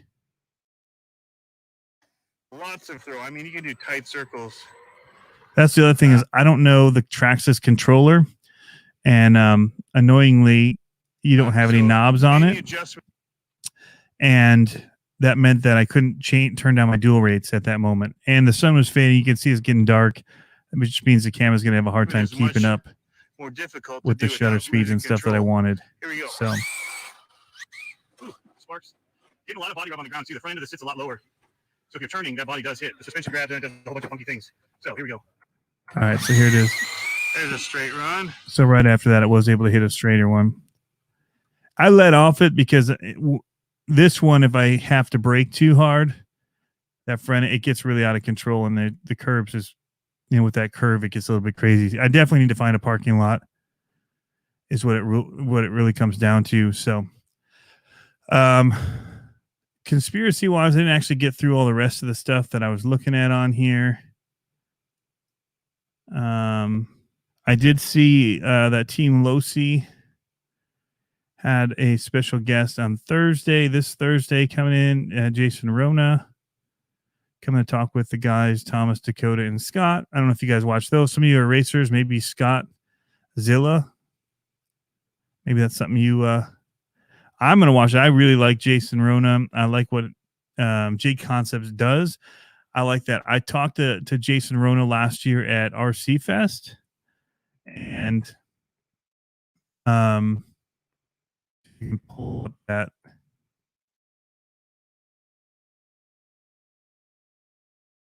video here of him. Yeah. So here I have this video with him when we were there, and he was standing in front of some of their drag cars and talking about it. And he talked about the drag scene and how he saw, you know, that things were going to start going there. And so that really piqued my interest. And, yeah, that's when I really started looking into drags, because they seem to have a pulse on kind of where things are going in a good way, like what people are going to be interested in. And so, you know, that's the question I have, is like, is 2020 going to be the year of like RC drag racing, or is it going to maybe be 2021? But are things heading in that direction? We're seeing more and more companies start to support it. So what do you guys in the chat think? Is that something you're getting interested in? I was actually, just like I was shocked at how much fun I had doing the drag racing, or no, the circle oval track. You know, I thought, oh, how much fun could going in a circle be? And it turns out it's a lot of fun, especially the long races. And, you know, you're holding control a whole lot better. You don't feel like you're, you know, I don't know. It made it really competitive and fun. And so that was pretty awesome. I thought I saw something, Axial Fest. That's something that talk about, they've postponed the one in California until 2021. They just can't make it all work with the Donner Ski Ranch, the weather there, all of that, to push it later into the year. Axial Fest Badlands, however, has been pushed to July 16th through 18th at the Badlands Off-Road Park in Attica, Illinois, Indiana. Which one is IN? I think it's Illinois. No, IL is... somebody help me. I don't remember my... Indiana. Right, yes, Indiana. So they're going to be doing that there in 2020. So they're going to go for it, which I think is cool. I'm glad to hear that. Glad that not everything has to go on pause, or be totally canceled at this point. Maybe it'll get canceled later on, but they're moving forward at this point with it, and that's exciting. I know that a lot of people are crushed that the other one is not going on. Mike Lennox, I really enjoyed my Traxxas Funny Cars with the launch control. Never took off around me. Yeah. So, Mike, I almost had one. I was telling people about it, showing them off, like in Messenger, like one that I'd found and I was going to get, and had it worked out with the guy, and really cool guy, actually. But turns out he forgot that he had it posted on eBay too. And on my way to get it from him, it actually sold on eBay, literally as I was driving to get it from him. So that was a little bummer, but it's all good. And, you know, you can't undo that, because then you'll get like a strike on eBay. Sen, I want to make a talk here, a little quick mention of new channel, and that is Uncle Fats RC. This is Kevin Martin. Really good dude. Does some awesome puller stuff. So in my No Limit World Finals video, you saw his huge Sen Reaper that he has set up as a puller, and that thing is wicked mean. Wicked mean. It was the one that had the wheels like all wrapping up on it, and it ended up coming off. It was awesome. So, but he's doing the build on these, a whole bunch of upgrade parts on these B50s, and yeah, good stuff. Just starting. Got 38 subs. If you guys want to help him bump that up, that'd be awesome. You can tell him I sent you. But definitely a good dude, very knowledgeable. He's into crawling. So I'm sure we'll see some more of that coming. But yeah, Warlord, this is his pulling truck right here. It's wicked. So that's last year with it. Those are the tires that were getting all wrapped up.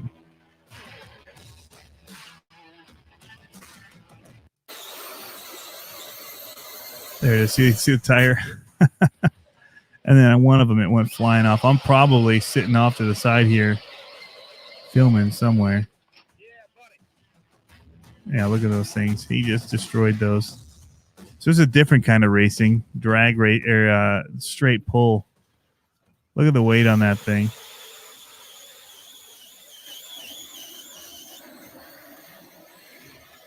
Insane. That was actually me sitting there on the side. That's my camera. So there I am in the shorts in the background. Oh, there went the tire. That's cool. I hadn't actually seen that video yet. I heard, I can't find, I have to look. I thought I saw a post somewhere too about another live stream coming up from Horizon. I'll have to look on Facebook. I had a whole bunch of pages pulled up. As I've been slamming at work. I'm almost out of the clear. And yeah, I'm trying to get through. I'm working 2 jobs, editing right now, 2 big contracts. And once I finish this one project that I was working so hard on all weekend, I should have more time. Oh, before we go somewhere else, let's talk about this. This has me intrigued. The Proline 70s rock van. My dad was a van guy, always drove a van. My first car was like an old Dodge van, red one. And I liked it because we were in like punk bands and all that. And so, carrying around all our gear was awesome. Throwing in the back of the van. It was a different day too. You didn't need seats inside. It just, found something to sit on. But, yeah, so this, as far as, I see a lot of uses for this, even in the monster trucks. Can do some cool monster trucks with it. Subnet says he just spent $5,000 in this hobby in 3 months. Man, wow, it's easy to do. It's easy to do. I'm not gonna lie. I have a big build coming here that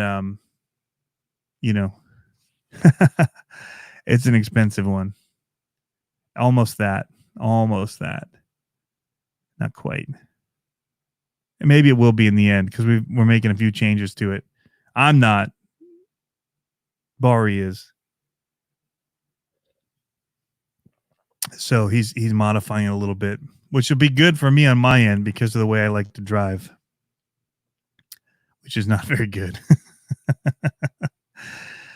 All right. So Kent RC says he got the Red Cat Ducono Pro holding up. That's cool, man. There's all different levels. You can get into it and have fun very cheap. How's it going, Trax RC? One of the coolest ways to get in for me would be like the Mad Van. That'd be an awesome way to get into the hobby. Fun vehicle, pretty inexpensive, 4-wheel drive. Yeah. Chris RC is talking about the rat rod, liking the looks of it. Trying to catch back up here on the chat. I'm trying to find. I thought there was another Horizon live stream coming up.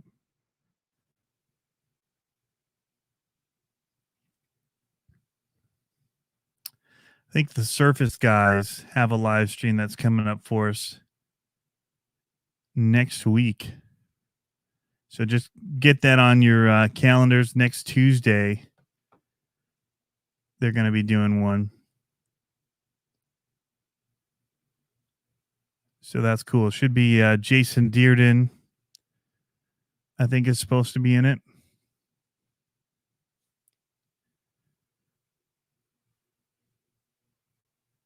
I can't find where I was reading about it. So we won't be able to cut to it. But that's a lot of the news side of things, guys. It's 11:25. We've been going for a little over an hour and 40. And if you guys want, I can go into some of the YouTube stuff if that's what you want. I was kind of talking about setting up the page and how it looks and some of that. If you guys were interested in seeing like setting up the home page. adding in the playlists and stuff like that to make your pages kind of pop a little bit more when somebody lands on it. You know, when I go and find somebody, like let's go to my fish one. The first thing I'm going to do is click on their name before I subscribe and kind of get a peek. Like even this one's not that great. This one could use some work. I don't have a whole lot going on here. It doesn't look like it's that developed of a page, right? But if you go into my videos, you'll see there's quite a few videos in here. Not a super ton amount, but there's quite a few.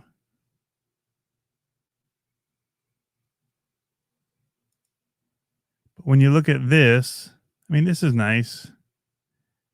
This is not so much. Not when you compare it to something that has a whole lot more that you can see right off the bat.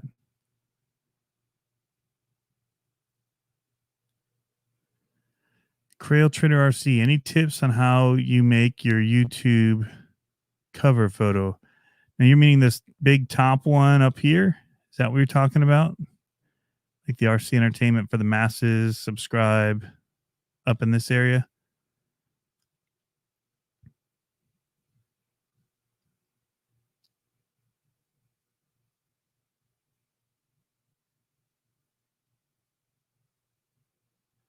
Greg Mancari says, I used to play a lot of war games and card games. In the last 2 months, I've sold over $2,500 of it. Wow. That is a lot of war games and card games. And now have 5 RC vehicles. That's awesome, man.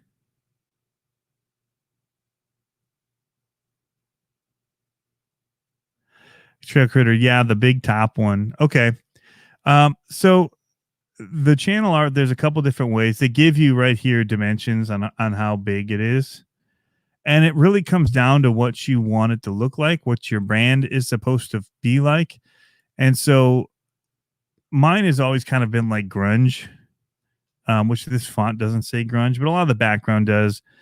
And my logo does, that kind of stuff. I totally miss this, by the way, this Darth Vader Yeti. Wish I wouldn't have sold that, traded it.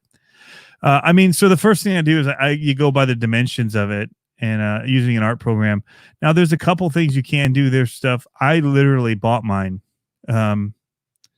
So I went to, it's Envato. I think it's Graphic River or Theme Forest. Let's start there. That'll get us in the right ballpark.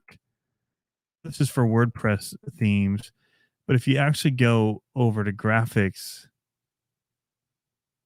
this will take you to a different part of Envato. And you can look for fonts, all this kind of web elements, that kind of stuff. And it's literally just in this Envato marketplace.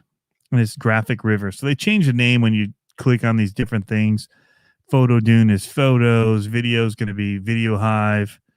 But under graphics, all I do would be like YouTube channel art. So there's like glitched. Here's one of them. And so it comes with these kind of layouts, and you just kind of swap in your pictures and stuff into it. So that's the easy way to do it. I didn't have a whole lot of time when I was starting the channel. I was still traveling a lot. I'm trying to see now if I can actually find the one that I bought.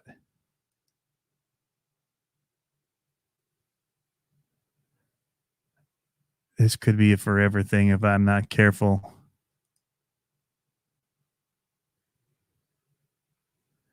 Game blog. I'm not really seeing it right off the bat. I went through a bunch of them, found one that I thought was cool, was grungy enough, and kind of worked and fit what I thought would be my brand, and then inserted stuff. So I use Photoshop when I do stuff.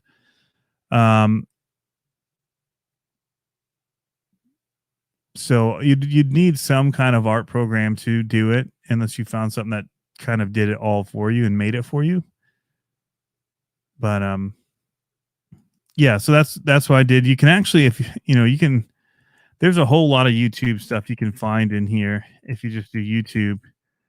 Thumbnail stuff. You can get the backgrounds for your page, what it's going to show up like on the TV. And so that's literally just a part of it, like one of these eye-catching channel art. So this was one of them I looked at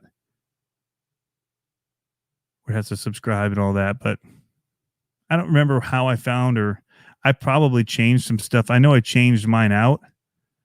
I can find it actually real quick for you. I've got everything pretty organized on here. So if I look under, I guess, social media packs.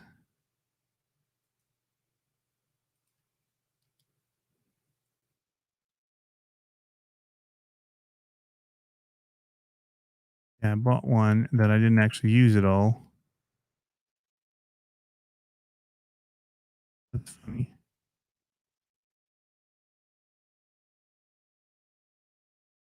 Here it is. A YouTube header. So I bought. So these are ones that I just done on my own before. Background that you could do. And so that's what it shows up on a TV if somebody's watching or goes to the channel page. So those are different variations. And then I bought this vlog main files that look like this. So that's what I bought. See you, Sean. Track says I see yours right there. Okay. And then this is what I made out of that. I changed some of it. I moved some stuff around. I got rid of all the subscribe stuff. It seemed too much screaming in the face. Added in like these wheel marks and splatters and all that kind of stuff on it in the background. Got rid of the updated regularly with new content because I wasn't sure I could do that. Got rid of all this stuff, how it was set up. That was the original. If I just slap my stuff in here, but I changed it out, added these little points in here by just flipping one of them sideways. But yeah. So that's how I did it. That was my cheat. See, I have a whole bunch of other stuff in here. This is another one that I bought for something. Try out.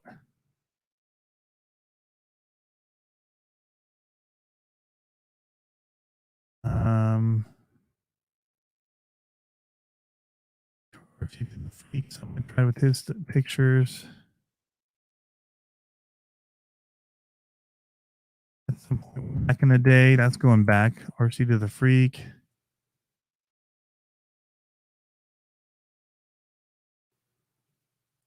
But yeah, I mean, a lot of my stuff I just do on my own. But that was one thing where I just kind of wanted something else. Oh, here it is. Vlog YouTube cover. We were right on the page. So that's it. It was $4.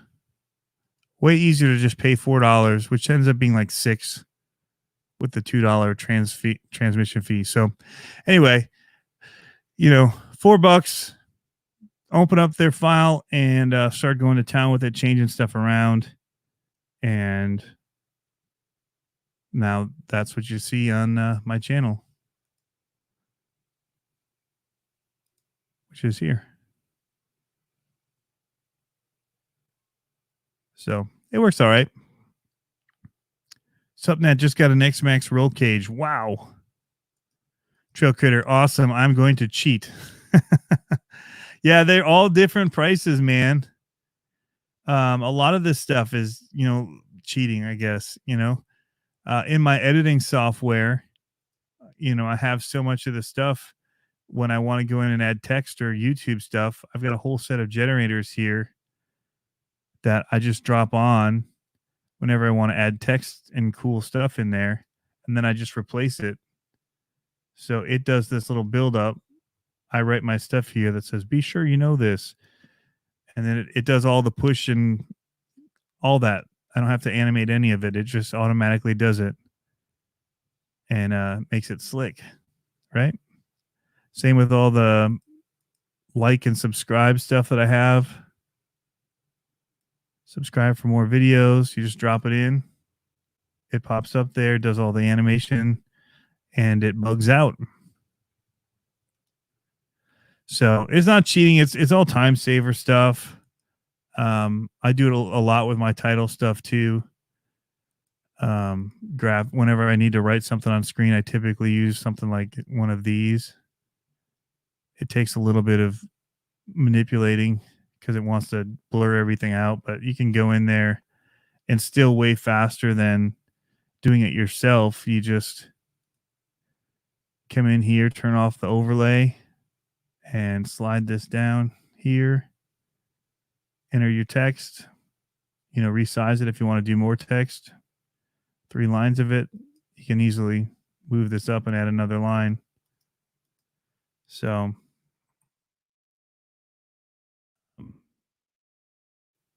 yeah, it's just about trying to get things done quickly, because we're trying to pop stuff out as quickly as we are, you have to have a lot of presets. And then I've even done my own. So I've got all my sounds saved into here so that I can quickly get to swooshes and all that. And then any overlays or kind of crazy stuff I want to add. My intros and outros are already into this folder, so that I always leave this sound overlays up. And so whenever I'm done with the project, I grab this. My project for this video is up here. And then at the very end of it, I just go into this. It's always open. I click on my ending, drops it into the end of this project, and I'm out. I'm exporting it and I'm uploading it. Gotta be fast. And I've showed you guys like my edit workflow nowadays. I'll get through some of this stuff so fast. Here, in, out, drop it in. Never take my hand off of the keyboard. That's what I'm using to get through all this stuff, is my keyboard. Move it a little bit in here, out there, drop it in. I already have that. Fast forwarding. The guy's coming, so I'm just going to shoot the wheel for a second. Push in there. And so I'm just hitting in and out and then drop in a key on here. And I'm grabbing all these clips here, putting them into my timeline. And so I can do, they're all here now. I'm going to grab all of them. You guys haven't seen that in a minute because I've got this cheat thing up. So I'm grabbing all of them down here, hit Control A, and it puts them all in slow motion. And that allows me to then have really smooth footage. And once they're in here, I'll just kind of slide them a little bit, trim them to where I want them in to come in.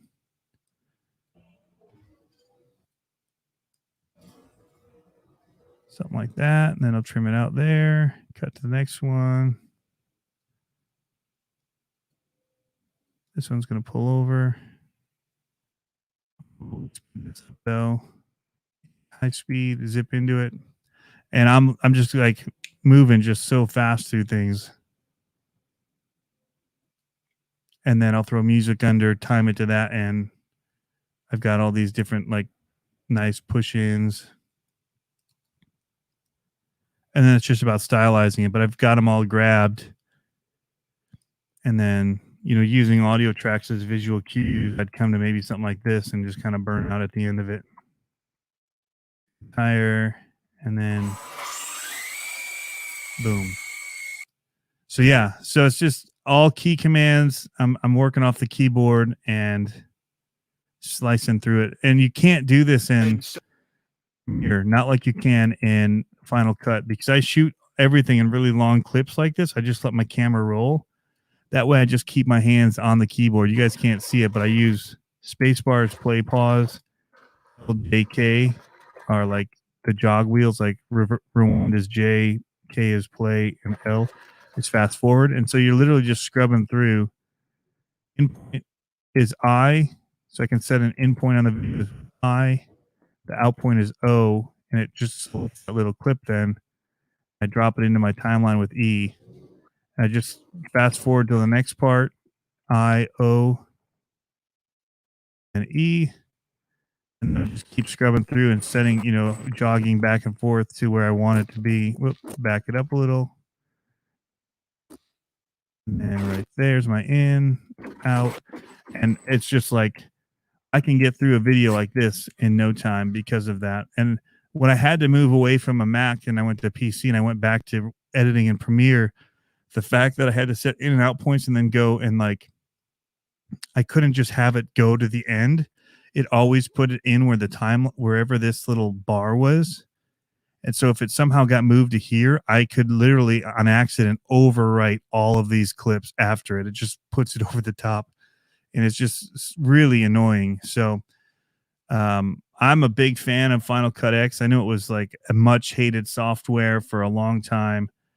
But once I learned the tricks of it, I can edit 3 times faster a project in this than I can because I put them out. I shoot them one day and edit them the same day typically. And once I moved to Premiere after I left my last job and I started doing RC, trying to do it more, my Mac wasn't working great anymore, and I bought a PC, and it was the biggest mistake I made because I literally could not shoot and edit and post in the same day because the slowdown of working in the workflow is just not nearly as fast. So anyway, if that's something you're into and you're wanting to know, that's kind of, at some point I need to do just kind of like a whole workflow where I do a screen recording where it's showing my keystrokes hitting. So you can see how that works, or maybe a keyboard over my fingers, but because so much of it's keyboard based, and that's really where your speed comes in when you're doing this. But that's not really the setting up your YouTube if that's really what you guys are into. We got into the cheats and the shortcuts, and that's kind of where I went to. So, but setting this up is as easy as being logged in and hitting customize channel right here when you're logged in.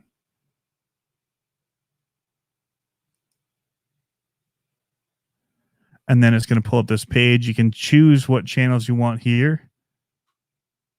So I can edit these feature channels, which I need to remove, like Renegade Rotors. I don't use that. I don't really want people following my personal page. So I need to move some of these around. I need to add some new people. I Jump RC. I love his stuff, but he doesn't do much right now. Same with Radio Control Patrol. So, but yeah, you can put in a whole bunch of stuff looking for channels that you want to add here. But yeah. So if I wanted to add one, I'd literally just start typing in the username, like Kevin Talbot or whatever. You can add them in that way. Like RC Guy Garage. I've been really liking his stuff on YouTube. His live streams are a hoot. Very fascinating, very engaging. So I'm just going to pull up his channel here. And I can just copy and paste this, and it will allow me to add it to this featured channel thing, which, did I lose it? I might have lost it. Shoot. All right, so we're going to have to do it again. Edit module. I need to remove you guys again. Remove him. RC Network's an awesome dude.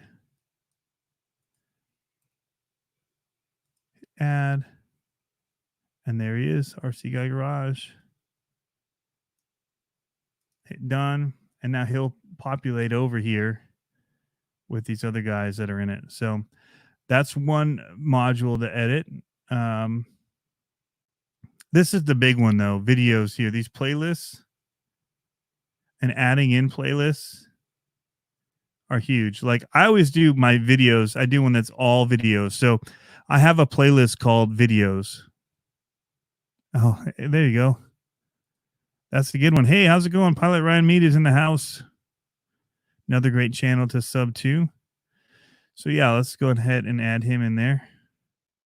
Some awesome on-road stuff as well right now. I'll grab his YouTube channel here. I don't have to click in it, but I want to show you guys it. Great live streams as well. I was just in there on Saturday night. I think I was in your live stream. All right, so basically we'll hit this, edit module. And like I shouldn't put my Creative Fish Studio on first either.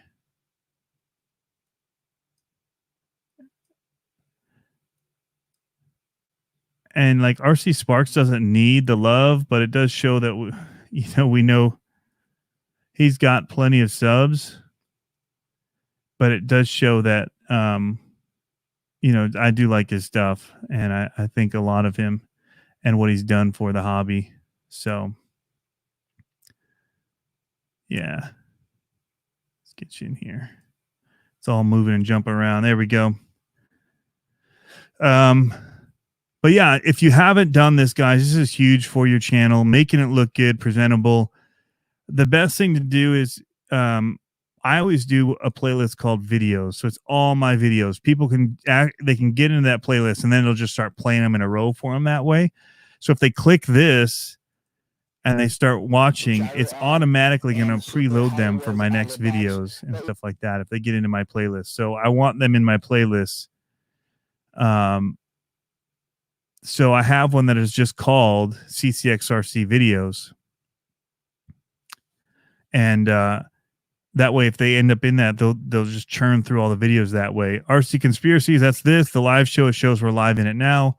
I've got this one set up so that anytime it has a keyword for RC Conspiracies, it automatically throws it in here. So that makes it really easy to have it dump into this playlist. I moved it to the top just so people knew it was kind of something that's, happening all the time. RC bashing. And so every time I load a video, I check what playlist it goes into. And, some of them end up in multiples, but that's all right. But basically you want to present stuff here that people would want to be looking for and entitle them in a way like Primal RC Raminator. Like this should probably be higher. Should be above unboxings, in my opinion. People want to see bashing. A lot of people on my channel want to see monster trucks. So those are higher up. The Raminator is just kind of a special vehicle, so that should have been higher up. These are my popular uploads. I just set them up differently, so it would break up the flow a little bit. And then these are actually playlists inside of like a playlist. So this one actually needs me to address it and add a few more things to it for builds. And then this is just all Star Wars stuff, just for the Star Wars people out there. But so if you haven't done these, I really highly encourage you to do this, because I go to a lot of channels where they literally just have like one row of videos. They have not taken the time to go ahead and make it look like they're trying. Like if you're really wanting your channel to grow,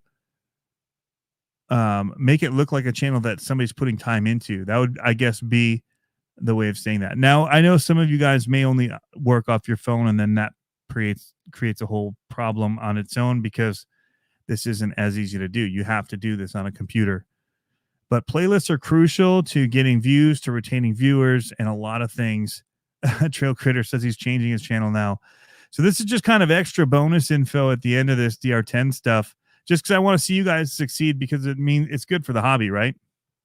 So, yeah. When you guys are succeeding, the hobby's succeeding, then we're all succeeding, right? So that's a good thing.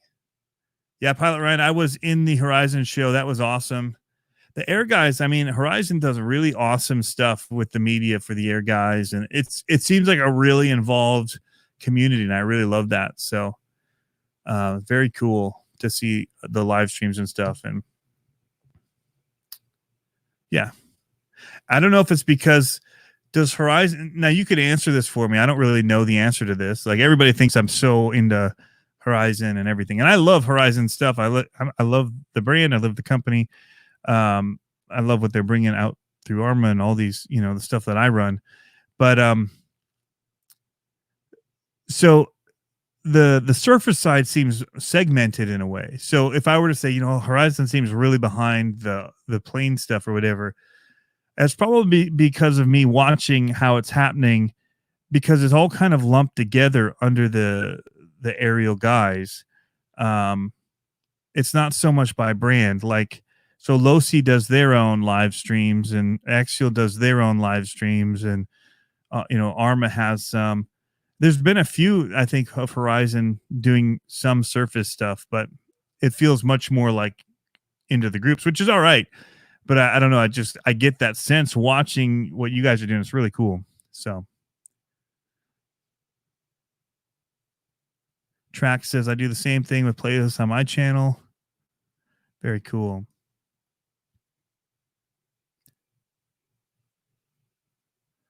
But anyway, I just really enjoyed that, watching that. And I watched so many live streams, though. I watched the TLR ones. Those have been great.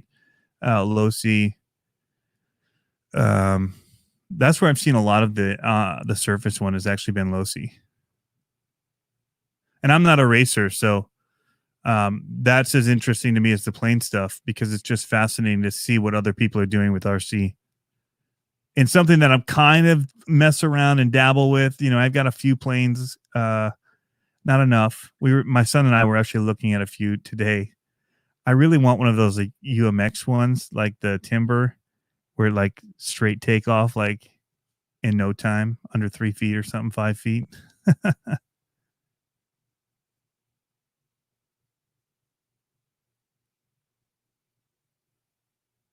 Okay, I get you, Ryan. That's cool. So yeah, does anybody have well, let's see, Tracks RC. He says his are this way. Let's just his and subscribe while we're here. Oh yeah, that's cool, man. Uploads. Yeah, so that's what most people, if you don't have playlist set up, it just goes to uploads. I've kind of just renamed it. I got rid of uploads, and I just did one called CCXRC videos, and I just clicked that every one, just so it's got the name recognition in it. Uh-oh.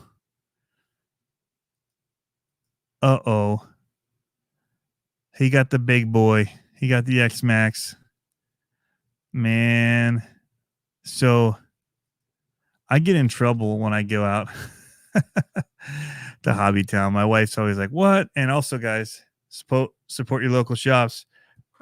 And I have a little bit of time. Like today, I had these editing projects for work I had to get done, and I finished them. I still have more to do, but I was at a break point. I'm like, I've been working all weekend. We're getting out of here.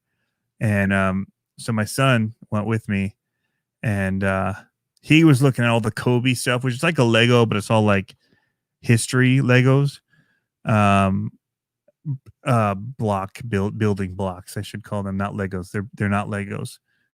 And so he's into that. He's looking at all of that stuff, and I'm looking at the X-Max up there, the 8S, and that's got my attention based off of everything on the shelves. I mean, I still want a 6S Creighton, but I'm all right. I got the Outcast, I've got the Typhon, I've got the 8S Creighton.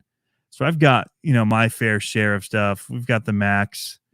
I sold my X-Max because it was a 6S, and I wasn't driving it, so it was time to get rid of it. See ya, Mitchells. If you're heading out, thanks for stopping in, man. So yeah, I gotta make my decisions. I'm not sure what. I'm still kind of waiting. I'm getting into this road stuff. I'm waiting for that TLR to come out, the 2-wheel drive buggy for carpet, and then I'm gonna try and get into the carpet off road at the track up there. So I'm gonna have to invest in stuff. So it's kind of one of those things, and I've got another fifth scale monster truck being built, so I've got a lot out right now, and so luckily I was smart. Let's just say that I didn't pick up anything except for shock oils and diff oils and pinion gears. Still $90. Hobbies are not cheap. Right? Something that one. Greg says 6S Creighton is his next purchase. I've said that for like the last 25 RC purchases, honestly. I don't know. I don't know why it's the most intriguing RC to me, but there's always like something new. And with YouTube, new outdoes the thing I always want because new gets views. Creighton 6S, I'm not going to compete with RC Dude 81 and Duper Bash with the Creighton. So it's more, it would be my car for myself. And that doesn't win out over what you guys want to see. Is what it's really what the breaks are, like what people want to see overweighs or outrules what I actually want to buy and drive. So it's kind of weird. YouTube is weird like that. Yeah, Kevin Talbot does love it. He'll rail on it pretty hard, but he always comes back to loving it. So I know like the X Max and the Creighton 6S are up there for him.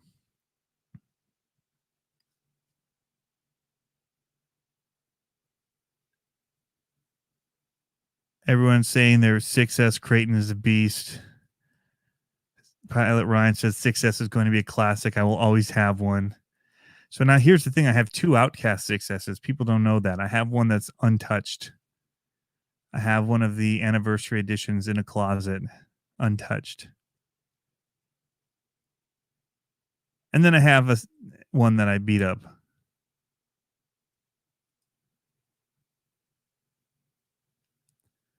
So maybe I'll try and trade that for a Creighton. I don't know. I'm kind of waiting to see if they get the new Spectrum controllers with them too. So like I was saying, I have noticed some of them are Outcast manual today. Yeah, here we go.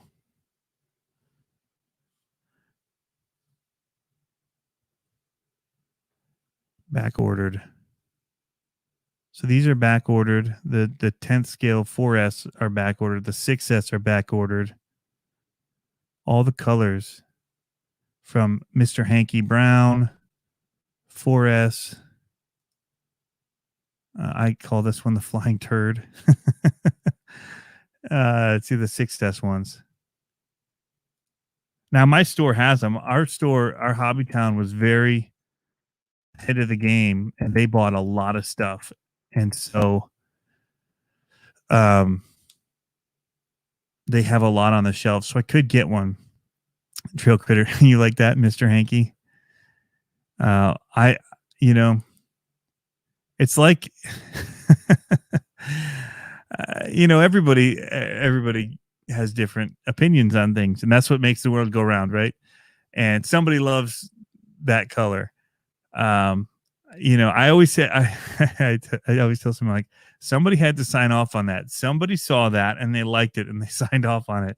So somebody definitely likes it. It's got kind of, it's going back to that vintage. I would have maybe seen a little bit more gold in it, a little more flake, but somebody liked the Mr. Hanky Brown.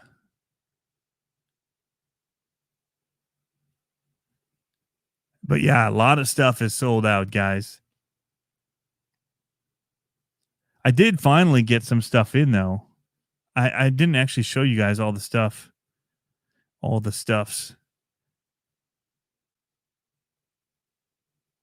I could get that other camera rolling and show you. Do a sneak surprise from camera 3. I need to find out a way to have the second camera be right next to me here. So probably the next thing I'm going to have to do is set up. Oh, you know what? We could do something fun. You guys want to see how trash this place is right now? This place is... Let's do this. We're going to cut to a still for a second. We'll be right back.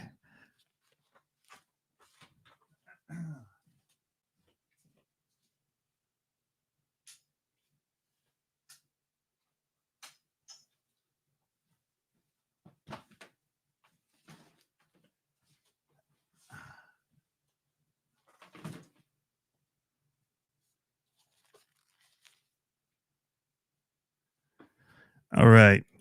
We're also going to change microphones for a second. Man, this microphone really sounds like doo-doo. You guys should have told me that when I did that whole other section. Man, that sounds bad. Why does it sound so bad? Check 1, 2. The levels look pretty good up on the TV, but they don't look good here at all.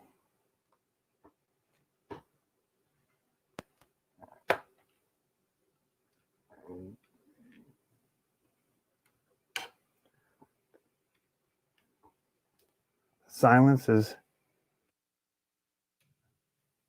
All right, so we're not going to switch the microphone, but I don't get that. Why it's that microphone was so bad, and you guys didn't tell me. That's even worse. All right, so this is the other side of the room where I was earlier with the tripod setup. What I need to do, though, is on the side of my desk here, I keep a trash can because of stuff unboxing and whatnot. Been boxing up a lot of shirt or hats and all that. This is Cable Warrior Zone. It's a mess. Cable management. I literally set all this wiring back up right before we went live because it had been taken apart. So I had to reset up all the sound stuff. The stuff coming out of the computer is messy anyway. I don't know why, but I have to actually unplug it like almost all the way for it to get regular sound out of there. But yeah, I mean, if I could have a camera that went to a table right here to do the showing stuff and not have to go over there, because then I can't control all the different angles. So like right here, I can choose all the different cameras or my computer screen, that camera, go to this one. We can throw in like a little cut-in screen on the bottom. All that's controlled from this little board, you know, still frame, black frame, all the cuts here. But yeah, I mean, if I had something here with lighting, so what I'm looking at is really blue, first of all. But I've got my camera mounted on a C-stand with XLR coming out of this board here into that, because there's no delay that you can program for audio into this. So HDMI delays audio, and so the video gets delayed. Sorry, it doesn't delay audio, it delays. So the video is always behind. So I have to take the audio and put it into the camera so that it comes on that same delay. But up here, I've got a nice little, you can see my 3 different cameras and my screen, the audio levels, you can see them peaking. And so when I went over to the other TV, I was able to turn that and get a preview of what was on this camera, because this camera is right here in the middle, right there. That's what's on. My other camera's to the left of it, and then the computer screen. So I know what's going to be showing on what, and if it's actually going to you guys right or not. And then being able to see it also on StreamYard here, along with the comments. And so it's quite a messy thing when you really get into it. But setting all this up meant pulling out 20 cables. There's like a 20-foot cable that goes to the camera in my hand. And if I could minimize some of this by getting a shot where I could just turn here and use the same microphone and just kind of pivot, would be awesome. So I'll probably be working on that this week to get, because this microphone definitely gives the best audio. But this is a Fuji XH1 with the battery grip, which is nice because you can plug into power with this thing with the battery grip, and it'll stay running, kind of like this one's plugged into power, never goes off. But that's kind of the look at the setup that we got going on to make all this stuff happen. I don't actually use the behind the scenes part of StreamYard anymore, except for it does the streaming. It allows me to go to both Facebook and to YouTube at the same time and see all the comments in one place. So Yeah, and this actually isn't the mixer I normally use for this. I usually have the Rodecaster, and so that's where the audio from the computer is getting messy. And that will be fixed when it comes back in because the Rodecaster reads it through USB, which is amazing. So GH5 Lumix up there, which is great because it has XLR inputs on it. The XH1 is just a beautiful image. Some of the best picture, I think, tone for skin tone and color representations on the market. They're getting better at the video systems. I would love to invest all in Fuji, but Panasonic's really hands down the easiest video shooter out there. So they've geared it for it. I've tried all the different ones, and even though that's a Micro Four Third, man, it's my go-to when it comes to having to crunch out video and do it quickly and on the fly. 4K 60 out of that thing. I mean, unreal. And it just runs. You can record for hours. It doesn't get too hot. But yeah. Yeah, the Deity D3 is awesome. I'm still running. I don't have it on right now. A Sennheiser MKE 400. This one's about 10 years old. Got a little bit of a hiss to it. Not nearly as good as the Deity D3. I don't usually use it for talking stuff. It's more for nat sound. But the Deity D3 definitely is the way to go.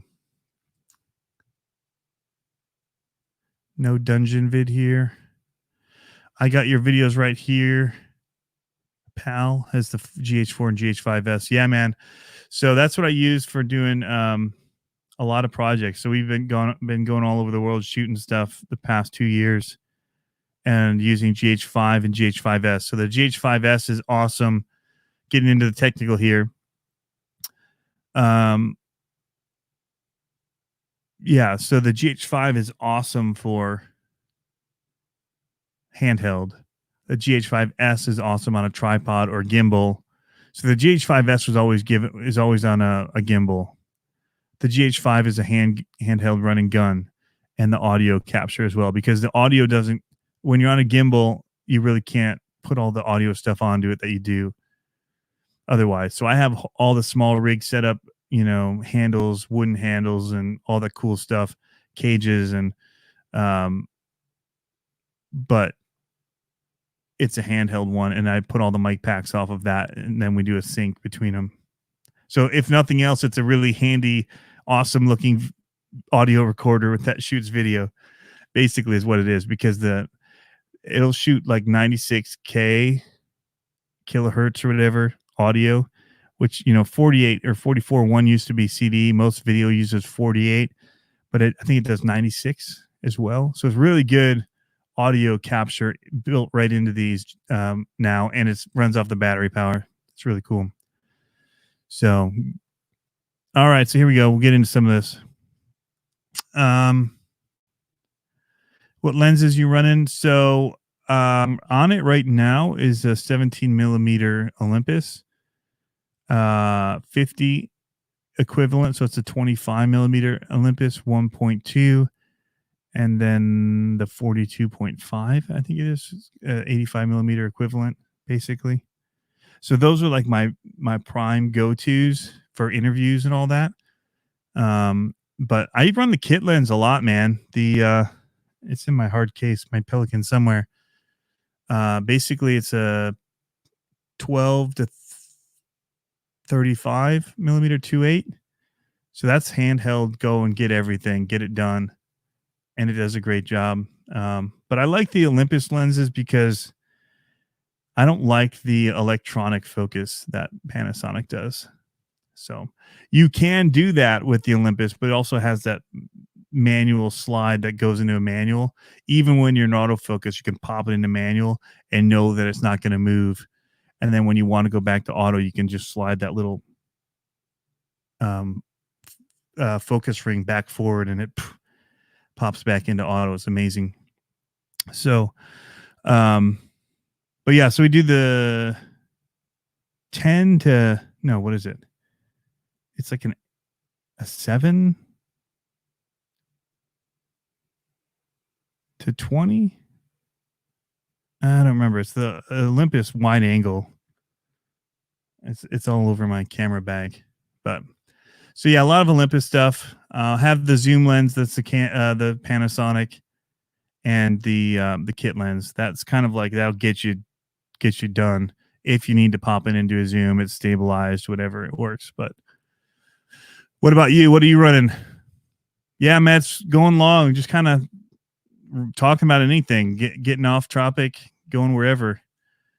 I've been burning the midnight oil on a lot of editing projects, and man, we get some really buttery smooth stuff with the GH5. Shoot it all in vlog, and 24p, which that's not true. We shoot a lot of it 4K 60, so we can slow mo it.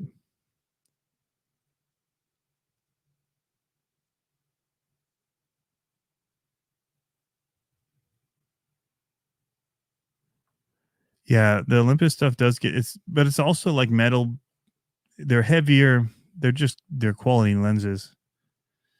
But I bought my GH5. I bought it on a whim right before going to, where did I go last? London. So we travel with the FS7s to London, but Sony FS7 and A7 2S, A7S2. And I knew that the workflow wasn't going to be fast enough. And I went and just bought one of them because so my kit's normally a GH5S, and I rent the GH5 body, and then we just share lenses. But I went and bought this because we weren't going to have it. And so I just brought my own camera and kit lens and the 17 mil, and we went to town. So got some cool stuff with it.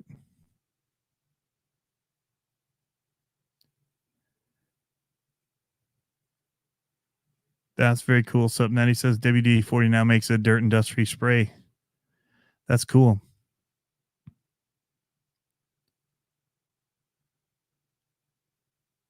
As far as so I've got a couple new cars coming. I'm not sure what we're gonna do. They're not gonna be builds probably.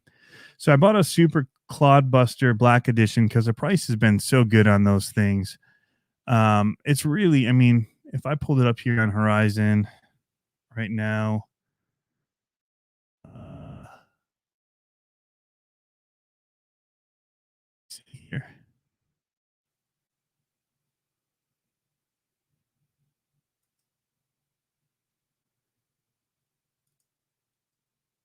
I'm just signing out. I don't want any of my stuff. I had to accidentally pop up one time.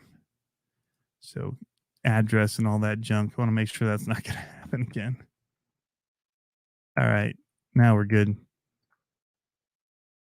All right. So Super Clodbuster prices, they were up over 300, like $360 or $70 before. Well, just recently. Basically, Tamiya went and adjusted all their pricing, and it went so high. So Justin O'Neill says he just bought a Black Edition Cloudbuster yesterday, $259 on Tower with a coupon. Yep. So it's $274 right now on Horizon, which still isn't bad. I mean, it still beats the 390 something or whatever they say. 92. It's like MSRP. I just like the black and red, and not really a fan of the blue stuff anyway. I would be getting rid of almost all of that. So the black and red works for me. Like the black body already out of the box, $274. I ended up with it. It was like $250 when I got it. With Tower stuff, like you said, $259. So have that, because I'm basically waiting for the J Concepts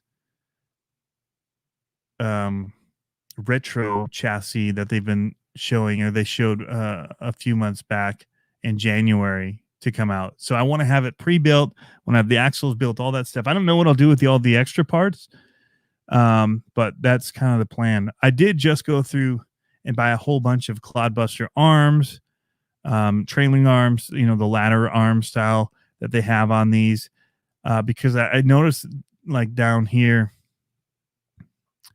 these are cracking in the plastics, and even these arms are cracked in weird spots. So on a lot of mine, they're just old and brittle and they just need to be replaced. And so I went and bought a bunch of those from Team CPE because they kind of part out these kits.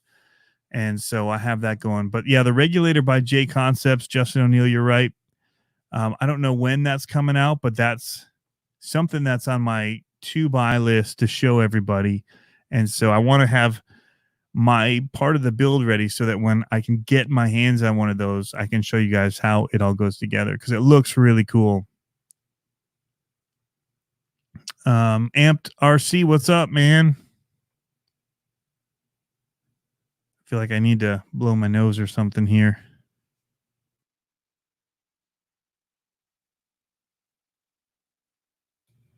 Subnet says WD-40 Tony.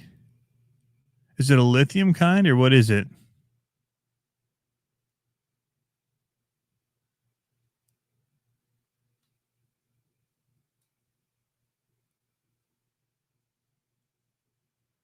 Interesting. Why does 15,000 subscribers without any videos need to know where you are?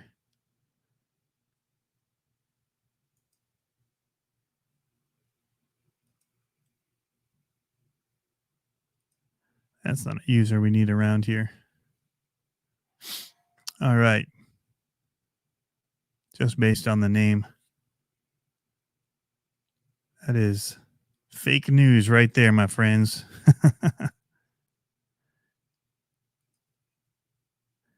Okay, Subnet ordered a Kaiju. Man, all kinds of stuff. That's one I'm kind of interested in, the Kaiju. But again, not something that we really stock here is Red Cat in our local shops. I'll have to see if the new one at the track has them or not.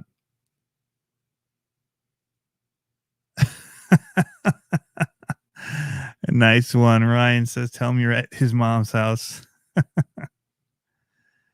Oh, man.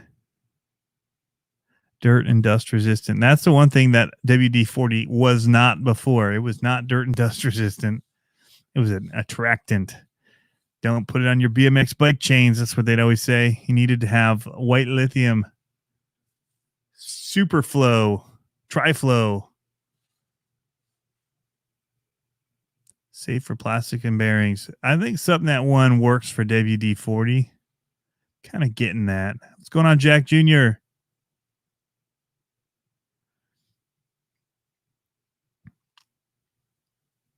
So I have the Clodbuster. I'm going to do that one. I bought bearings for it, and I also bought hex hardware for it. So that one's going to be done up right. I have another SMT10 builder's kit. So the last one wasn't punishment enough. I like to self-harm myself with RC builds. And it's like, it's painful sometimes. The main thing is it just tears up my bench. Like, I hate when there's stuff on it and I can't make a video or an unboxing. So I do have to still unbox because I haven't been able to because of the last SMT10.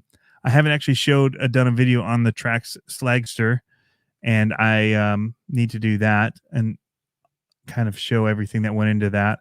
I have part things held up over on a table over there in my mess. That's literally for that video. I held on to the little Proline body tag and the different part tags for the arms, so I could have part numbers, all that junk.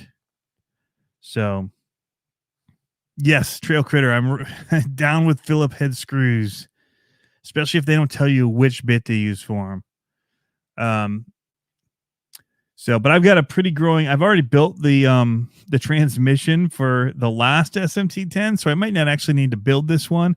Technically, I have shocks already built as well, like 3 sets of them that I could just stick on it. So it could be a pretty fast build. if I were to do this one. I basically need to get some axle tubes because I don't like to build any of them without those. And then, yeah,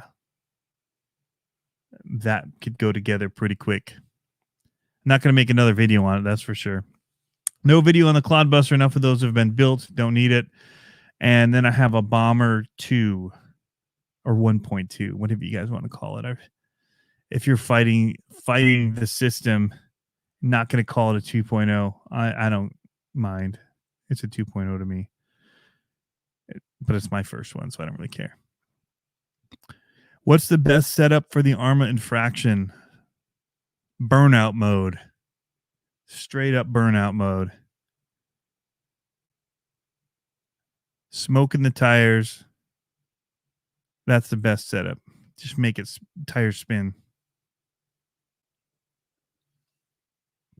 That I don't know. There's a whole bunch of different. Everyone would have a different. They'd have a field day with me if I said what I thought it should be. Because I would say pinion down. And I would make it a street basher. Everybody's trying to make it the go fast car, and that's what the Limitless is.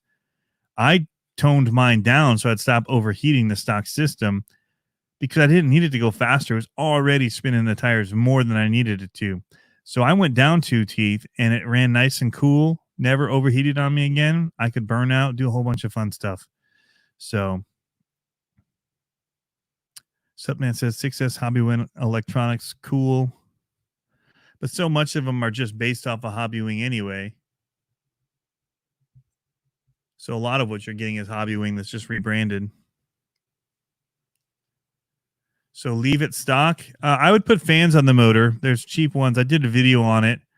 I would install those, and I would go lower on the pinion, honestly. At least for now. Get out there and rip it. See what you want to do with it. It comes with the speed one on it. I put it on for like two hits. Got it like 83 miles an hour, and it was stupid fast. And I was like, all right, that was cool. Don't need to go that fast. That means I'm just going straight. I want to be ripping through parking lots and having it drift. And so I'm going to be getting another one. Those are also back ordered.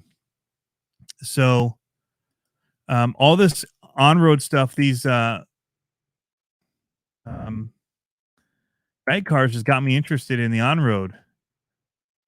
But the infraction is not shipping again till mid-July.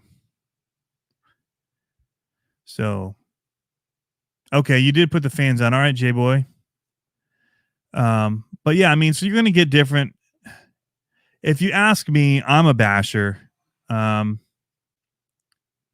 think I put on a 16-tooth pinion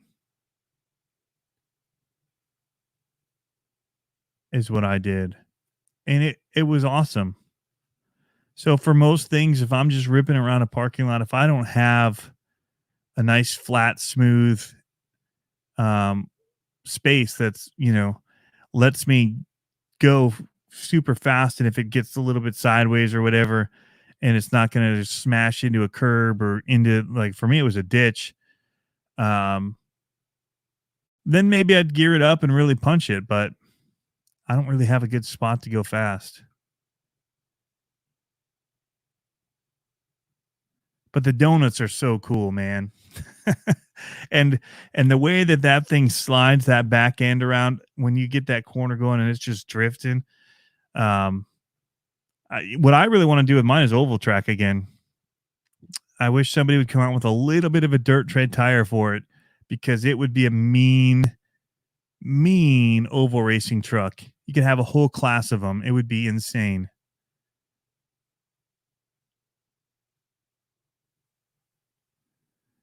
All right, so J-Boy says, I did the same, put the speed gear on, did a couple of rips, and took it off today. I like the drifting and bashing, yeah.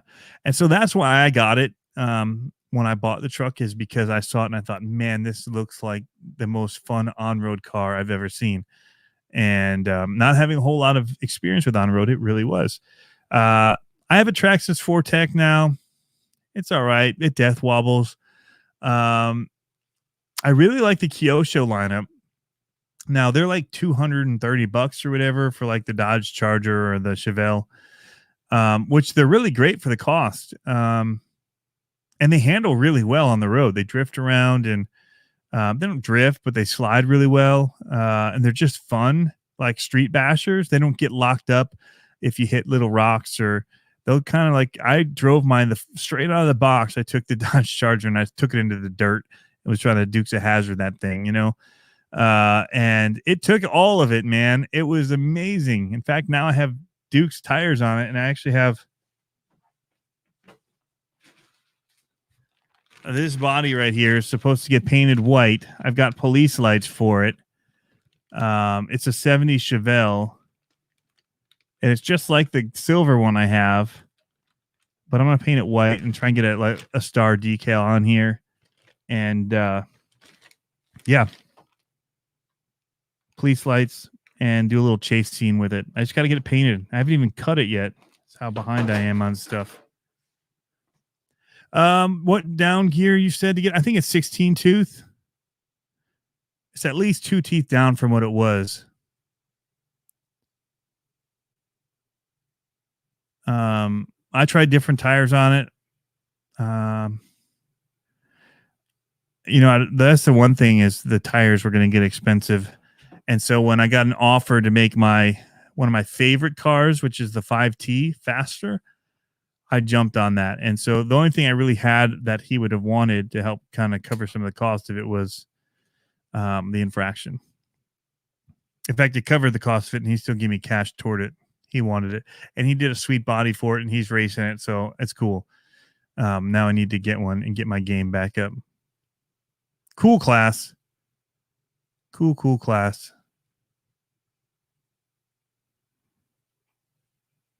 Yeah, J-Boy, if you're like me, man, and you're street bashing it, it's awesome. But yeah, one of the cars.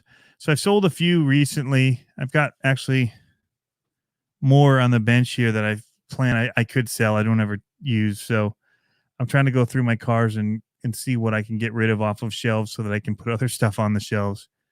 And so I'm kind of, you can actually see my 24 car over there. That's the Fortec by Traxxas.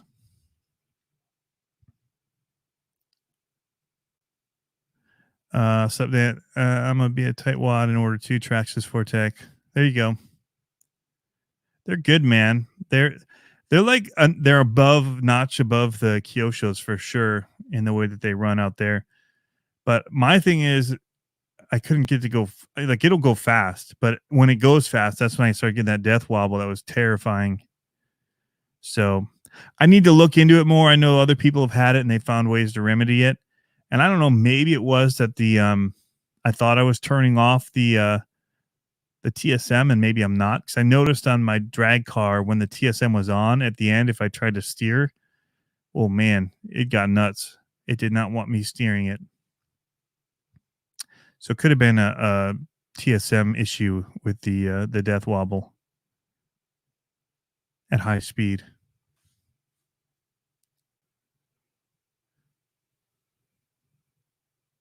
Gigawatt just picked up a Sentin 3S. Love that little beast. They're awesome, man. They're awesome. I just got some Duratrax tires for my sons and a bigger pinion for it, because they race those, but they do 2S racing on it at the oval track. And so to give him a little bit more speed, we're going to up the gearing and more traction with the Duratrax tires. Haven't done it yet. I bought it months ago. I just haven't been racing because of the Corona stuff.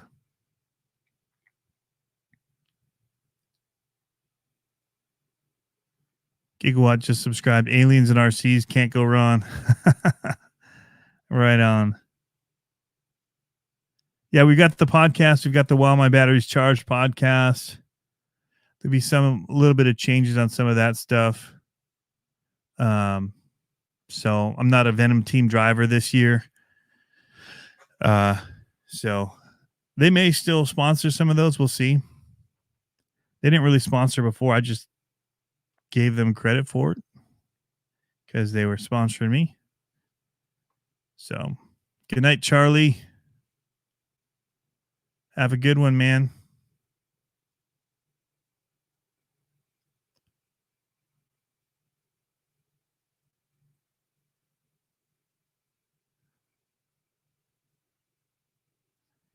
But we're on good standings. It was my decision to just try some other stuff. And for the YouTube sake, like I was kind of roped in. I mean, I love Venom batteries. I did before I was running for them. Still do. So you'll still see me talking about their batteries in my cars because I can talk about any batteries. That's just the freedom that comes with, and for YouTube, not being tied into that. So that was kind of my choice this year. Was I wanted to try some other batteries, some other technologies that have come out, and just kind of see what it's all about. So you'll see several different types of batteries from me probably this year as I just try things out and see how everything's working. You guys saw my studio. I'm a tech guy. I love technology. I like to mess with different things. So I don't mind paying for batteries.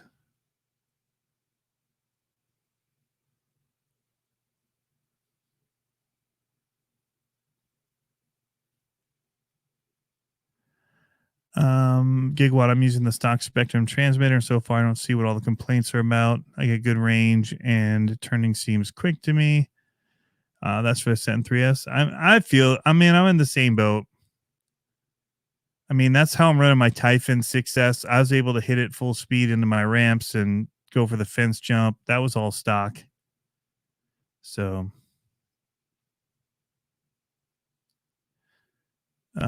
Justin O'Neill Spectrum smart batteries. Yeah, man. That's one of them I want to try. The auto discharge feature had me at hello. Safety. So, I was on Venom though the other night because they're selling the Bat Safe boxes, and just more and more I'm just getting more leery of batteries. I mean, I take good care of mine. I keep them in the Lipo bags by Venom.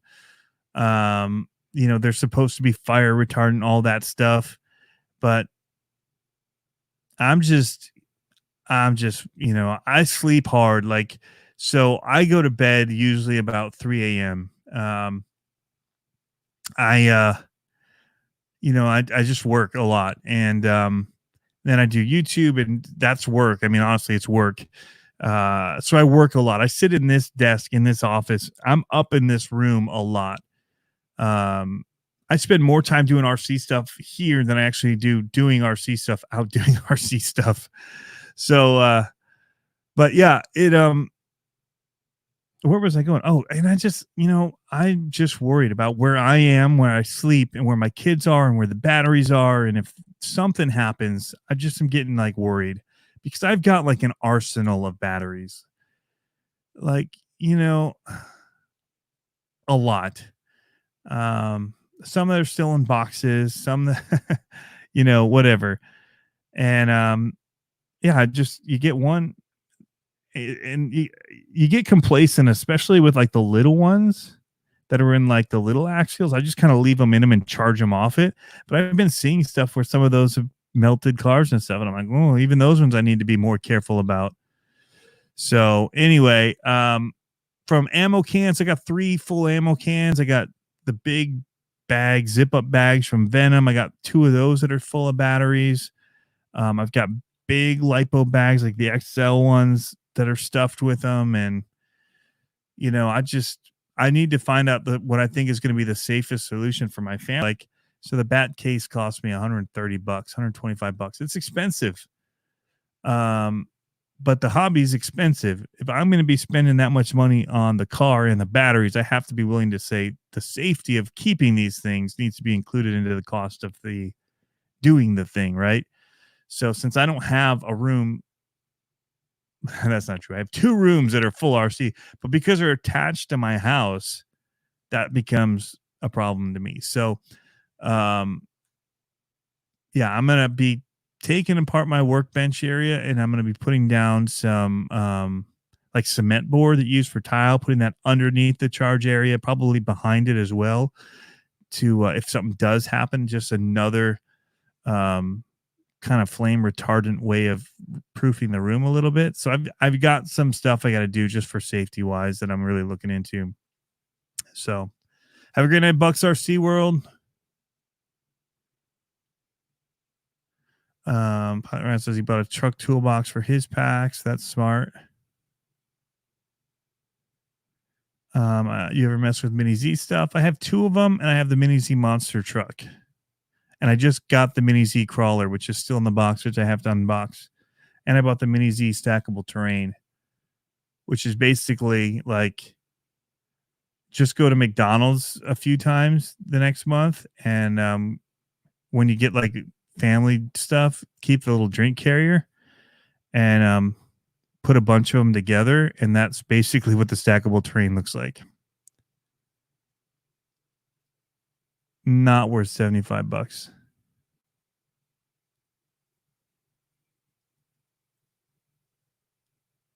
Justin O'Neill, years back, Gil Losi lost his garage and over $100K worth of racing equipment to a Lipo back then.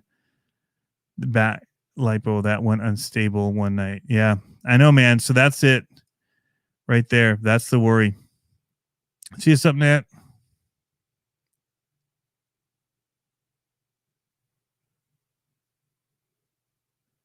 Large metal toolbox for storage and charging is what NorCal has gone to.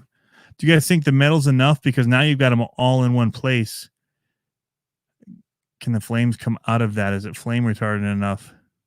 Hey, Earl, how's it going? We talked a little bit about you. Not as much as RC Guy Garage talks about you. But no, we talked about some of the stuff that you've got going on.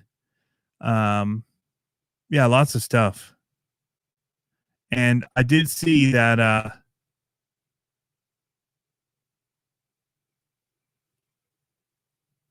we've got I'm trying to see here where it is. Oh, the Team Associated just came out with a green version, which I'm super stoked about. Now I need to get the new body. I do like the body a lot, actually. I'm not anti their body at all. But here, we'll actually pull up their page of it. Now they've got more options. They're all out of stock, man. It did not stay in stock for long. What up, RC Tanks and Trucks? Steve's in the house. Yeah, man, these camo hats, I've got a few left. Just a few. I should probably count. Give me 2 seconds.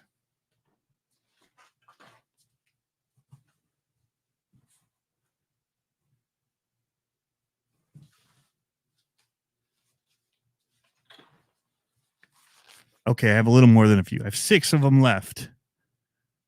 6 of them left. But I'm buzzing about this thing, man. Green is me. Green and black is like, I'll put a Gas Monkey Garage sticker on the side of that. And that'll be a total Gas Monkey Garage looking machine right there. But yeah, so the hats, I do have 6 left. If people want to buy them, they're $20 plus the ride, which, you know, I've been paying a little more. I've been eating the cost on shipping because it's coming a little over what I thought it was. And but I think international is about $15. So it's kind of pricey for international. But so they're $25 in the US, basically. So Earl, did you see this, man? Did you see the green ones? And hopefully it doesn't come with a wrinkle on the head. Old man car. Bald and wrinkled on the top there. What gets me though, Earl, about that is like they come with that little shrink wrap stuff put on the top as a protector. So somebody puts that on and they still were like, yeah, this is all right. Let's put this on. This is all good. Ain't nobody gonna care.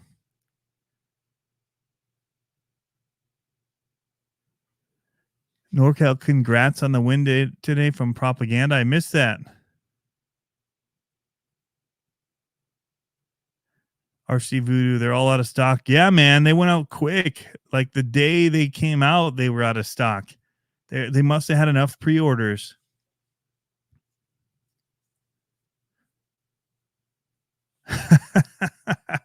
Earl wants to get another wrinkle top. It's his specialty. Hey man, if you send it here, I'll wrinkle top that for you. It can be watermelon 2.0. The wrinkles will actually fit with your theme a little bit. But we looked into these. So it is running a standard gear diff, black grease. The green is just super mint looking, man. So it's $375 with their lipo combo. Speaking of lipos, $320 for the normal one. Parts, again, B5 parts we said earlier. And they've got some already. You can get, where's the green body? That's what I'm looking for. They got silver or like chrome rims if you want to get chromed rims. They've got some of the tires and wheels pre-mounted, which is probably what I'll be buying. That's not bad price for them, $33. So here's I guess I could just buy that and paint it straight green. There's no specialty in the paint job, but notify me when in stock. Boom. Email sent. So what I need to get is one of these like mini scale things, or one of them where it does the four corners. Are you doing that, Earl? Do you have one of those little scales that you use to tune your car? The servo is an RTR servo, and I think that should basically say enough. I was pricing this out, Earl, too. We kind of go back through some of this stuff. I'm not showing you guys this stuff that I'm looking at. But the green car. But they've got some parts already available. Some of it's in stock that you can buy. Might not be bad to get all four suspension arms. Not bad for $14. I might get another order of those in case I do clip a curb just to have on hand before things might go out of stock again. So just looking through the parts here. And so Earl, as I was going through and I was talking about the pricing on stuff, I realized that my Traxxas is like $450, almost $500 to do the build. And I'm looking at it over here. You guys can't see it. It has plastic shock bodies, and they also use the preload spacers. They call them spring clips and retainers. So everyone was belly aching about this for $320, but this at least has aluminum shock bodies, where the Traxxas at that $450 is still plastic shock bodies, and it does not have, a threaded adjustment there for your preload. So it's not any different.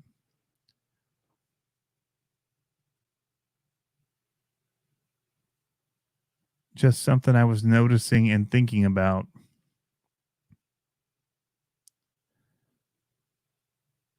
So I ordered a 26 tooth and a 24 tooth pinion. They've got tons of pinions available. Tons of them.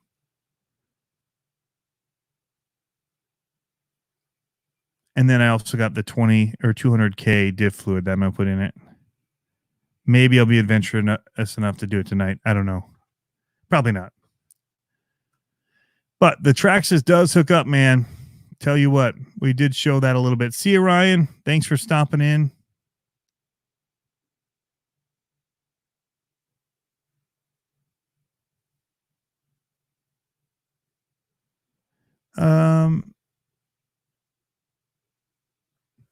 You think I got your videos right here, pal? Asks if other companies will start making RTR drag cars. I don't know.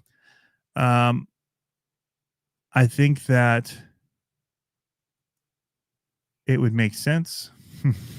So I don't know. So Earl uses your phone. You don't have any scales. You use your phone to align yours.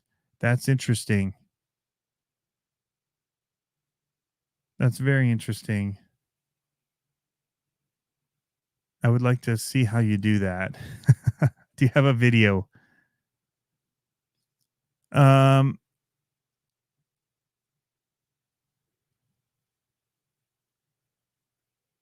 is the servo good? Okay, I answered that. Giga Traxxas already does proprietary connectors. NorCal Look at Traxxas is plug. Spectrum Smart Plug. Yeah, batteries now are just getting interesting because um you've got like the two main players running their stuff, from the Traxxas plug or the EC3 or IC3 or IC5s, EC5s. Um, the difference, I think, is that the EC5s are available to buy and solder on to your own leads and kind of do your own setups. And I don't know that you really can get Traxxas ends anymore. Like only Traxxas allows Traxxas to make the Traxxas ends. So, right? Isn't that what it was? They used to, back when I got into it, I used to have all Traxxas plugs and I could go in and buy adapters. They weren't made by Traxxas. They were made by whoever. They had their patent, or they, licensed it out so that other people could make them. And then at some point they pulled all that back and now you can only buy it from Traxxas, I think, their adapters and whatever. But I don't even know if you can. I haven't looked. It got so hard, I just stopped.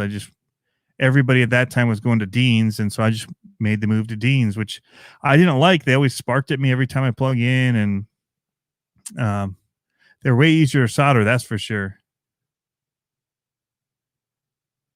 Okay, I'll watch that Alignment Easy stuff you did. That's cool, man. I haven't seen it yet. I run the EC5 just because of the size of them and the way that they connect. Subnet says that you can still get them.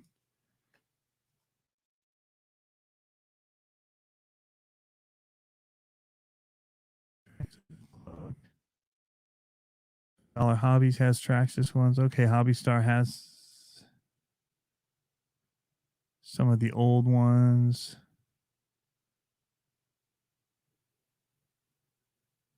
Progressive RC, but those are Traxxas.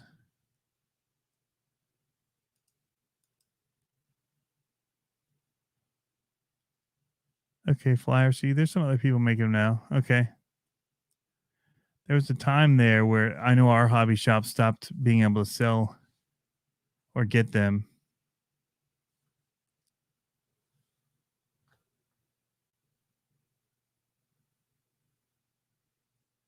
Yeah, I'm seeing a bunch now on Amazon. But there was a time when it was tough to get. And it was I just changed.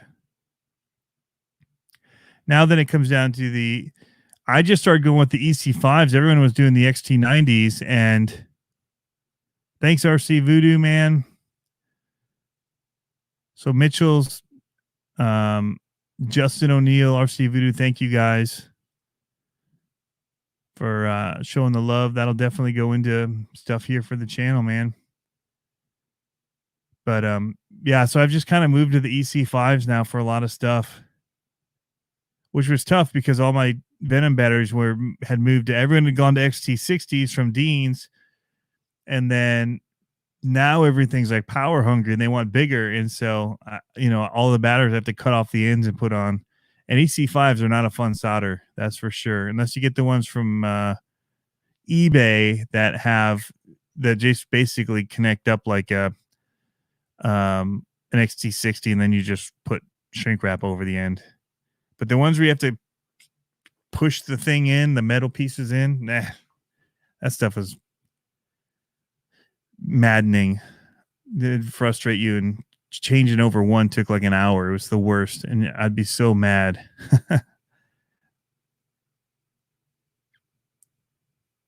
But yeah, it's good. I love the way that the EC5s connect, but it feels the same as a XT90 to me. You know, whatever. Either way, they're nice and easy. It's hard to get it wrong. But yeah, so there is one company on eBay that I use. It's the only one I'll get now after all of my anger. I'll show you guys what it looks like because it's different. I just bought a bunch of them. Here they are. These are the EC5s, male and 5. Yeah, here they are.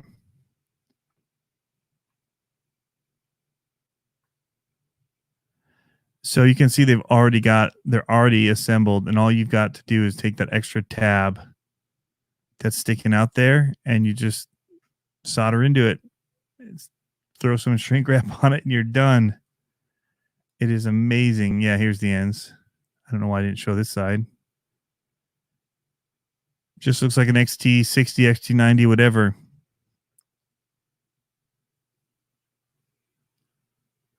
So I just ordered these. 5 of them cost $7.49. So it's not too bad. Might be worth getting another pack now.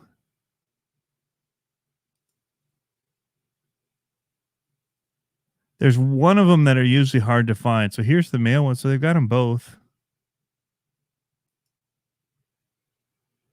Add to cart.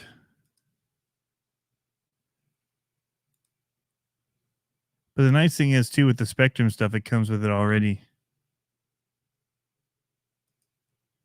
But also, Venom started selling batteries with these as well, the EC5s on them. Just then it doesn't work with their multi setup, which is great. So my drag slash, I left the Traxxas connector on, but guess what I do? I use the Uniplug adapter from Venom to take my XT60 over to the Traxxas plug. Super easy. Dean's, Chris Alvarez is asking why not Dean's. Basically because the amount of power and amperages that these new cars are wanting need more coming from the battery, and the connection doesn't provide it through the Dean's. So Justin O'Neill, that's cheating. Hey man, that's just like the editing tricks, man. It's all about cheating. Get it done quick.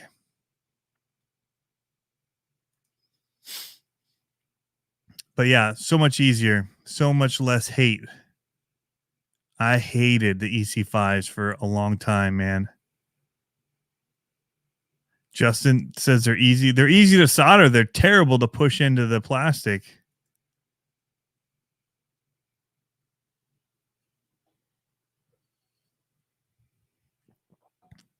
$47 people are still going strong at 12:54. This is the longest one we've had. Maybe 3 hours. Wow.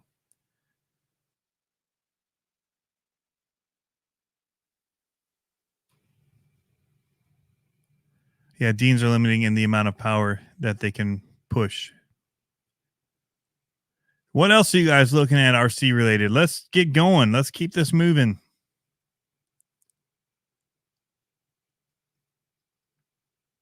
Subnet soldering my XT90s. Yeah. So now the problem is that the battery leads are so big that my XT60s are hard to solder onto some of these wires and stuff. I end up having to like cut the wire half of it away just to get it to fit in the XT60 ends. Chris Alvarez, JLB or Bison?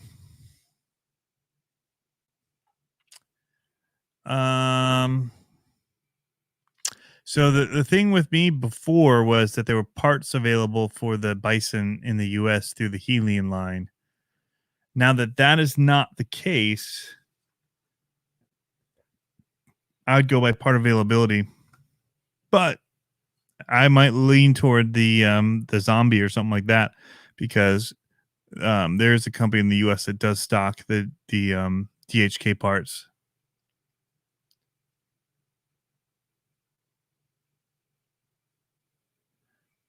So what are you doing?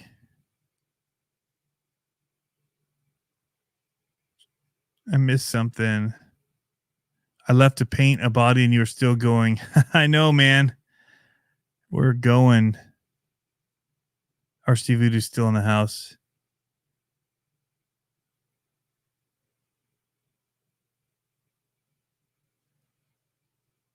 Oh no, Easy Froggy screwed up and basically wasted it. You know what that'd be good for maybe though is a crush car. Put some like foam in it or something and make it a crush car. Sup, Dan, I bought a quality soldering gun. That does make all the difference in the world. I hate painting bodies, guys, honestly. That's why I haven't started on the Jeep build, SCX 10.3, because detailing that looks like not going to be anything. Also why the Chevelle is still sitting here. Trail Critter RC, Losi Monster Truck yet? Nope, I haven't heard anything, man. They were throwing some hard hints.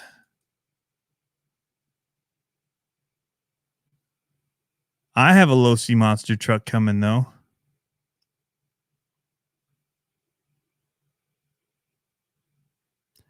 Spectrum Electronics. Don't want to tell you guys too much about it yet. Let the conspiracies start. Trail Critters, what color did you do for your SCX 10.3? He says he's painting it right now. You see, Froggy's has messed up the trimming. All right, I get you. Stickers are tough too.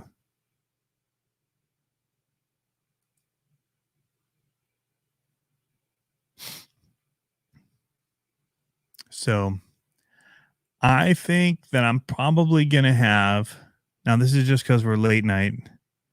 Looking, there's 44 people here. I'm hoping that by the end of this month,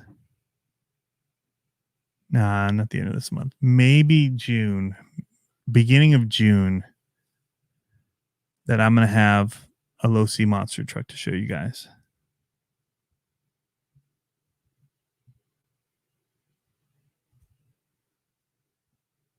And I hope that doesn't get me in trouble.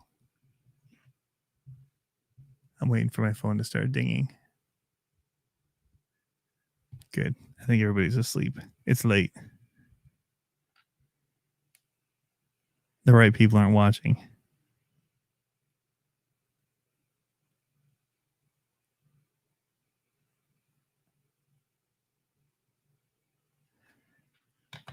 No, I'm a tease. I'm a tease. Mine's a custom. It's built with fifth scale Losi parts. So that's what I'm teasing about. RC Voodoo thinks he's got inside info.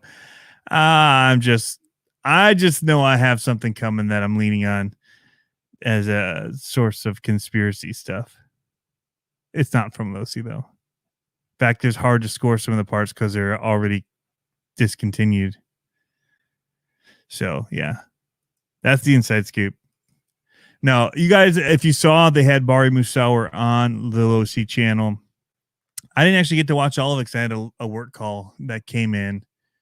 And so normally I have just another monitor going with audio and stuff playing, and I listen in and whatever while I'm working. But it just I didn't get to listen to it all, but I did go back and watch it. And so the fifth scale that he built and he's been building for a couple years uses HPI fifth scale and Losi fifth scale parts. And I've been leaning toward getting one for so long. In fact, before I bought the Primal, there's somebody that had the Hess axles out for sale used. And I think it already had the axles built. And so he's doing a special deal. And I asked Bari, like, what's it cost to build one of these? And he told me the price. And I thought, that's a lot. That is not a small number. And I started looking at the Primal. But actually, I think I bought the Primal before he said, because he was busy. He was still racing the monster trucks. There wasn't this COVID stuff going on, so he's traveling to different cities as they're racing the monster trucks, and he's trying to keep up with this different stuff on Facebook and all that. So I finally get a hold of him, but I had already ordered the Primal by the time he came back with all the prices and everything that it would cost to do it. So fast forward, supposed to take the Primal down to Monster Jam and race it. Didn't happen. And then I went on and did the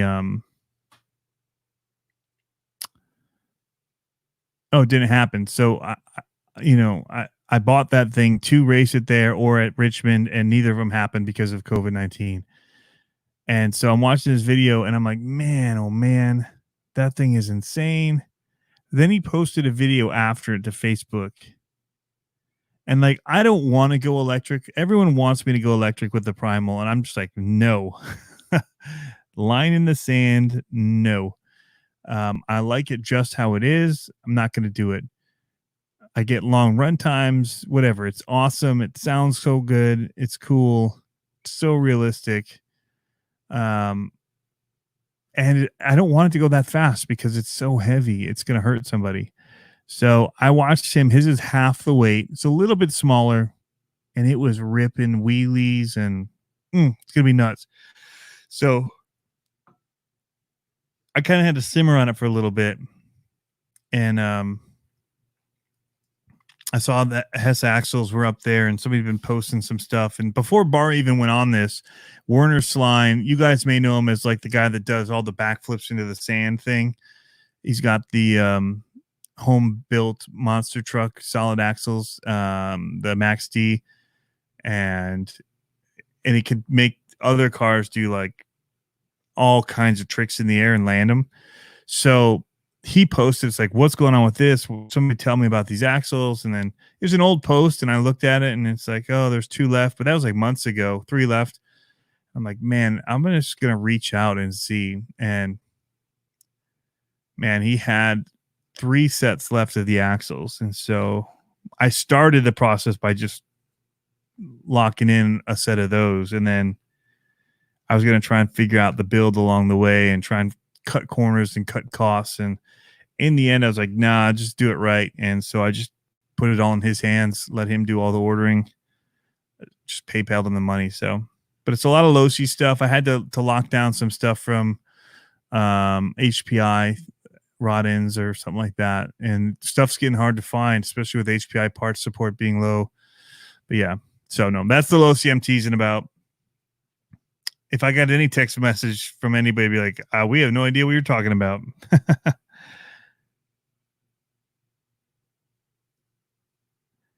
But yeah, Justin O'Neill, that truck that was on the live is crazy nice. It's so nice. It's so nice. It's super clean. The Spectrum of electronics, that was my choice. I wanted to put the smart electronics in because he was using the Fuse system. So it was all of what was in the old, like DBXLE. And so I wanted the new DBXLE system because that's what I have now in my DBXLE. And I kind of wanted to match up with some of that stuff. So I went that route. I think it's a little bit faster motor too. Supnap 1 says electric primal could be legendary. Somebody's going to have them coming. They're going to be, yeah, we'll see. Braking becomes questionable at that speed. There's a lot of question marks of how they're going to do a lot of things. But man, if they can do it, all power to them. Not planning to do it. Planning to run mine gas. I was already talking about my fear with the batteries right now. Having those big packs around doing like 14, 16S. Nah. Not to mention how long the run times will be. I mean, I literally can go out and run that thing for an hour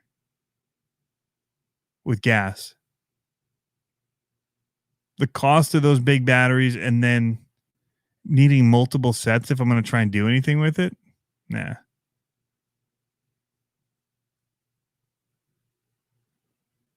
Not for me. Not right now. Maybe one day I'll change my mind.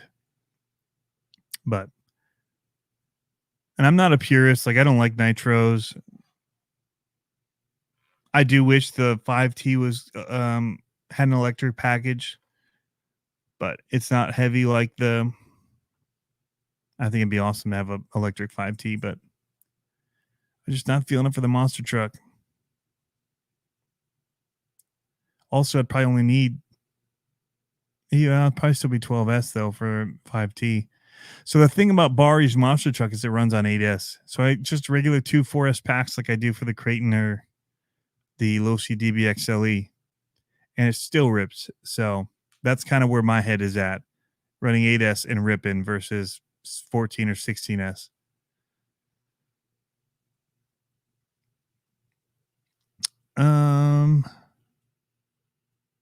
He got the Mott's.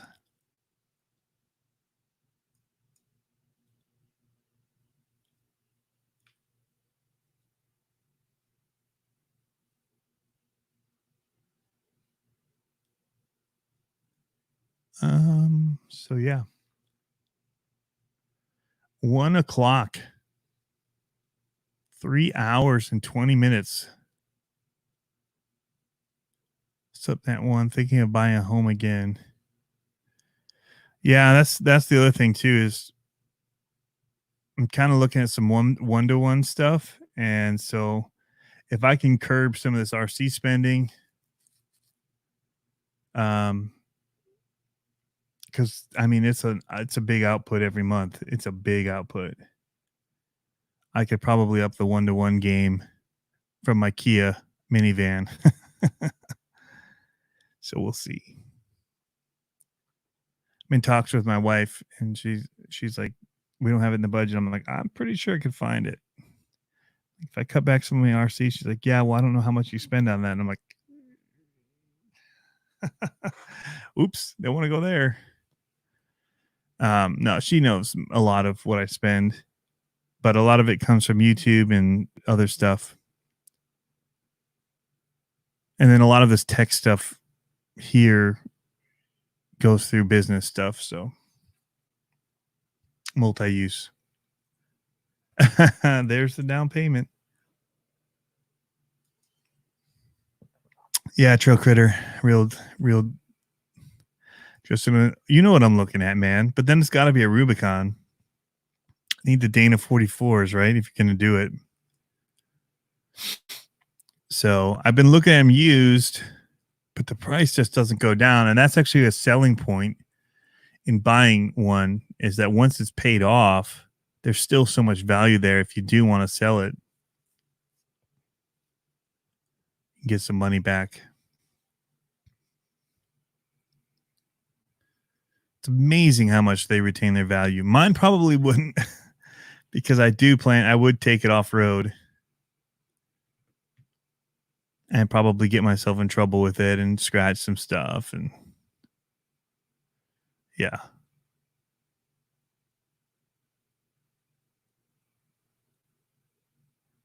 At Earl, man, that's what I'm talking about. I'm doing that.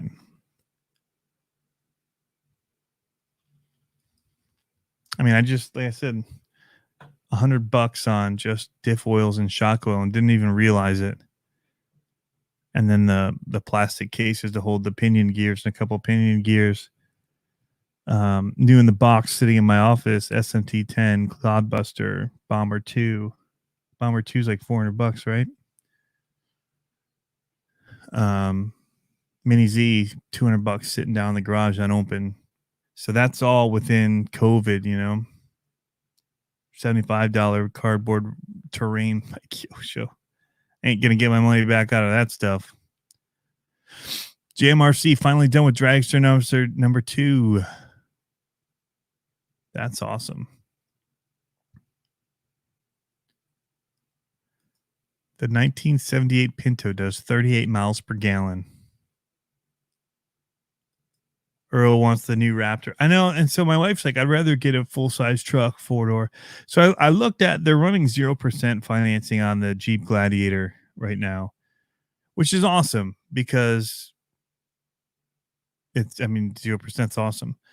So the problem is it's not on the Rubicon model of it, but the non-Rubicon model of it costs like $42,000.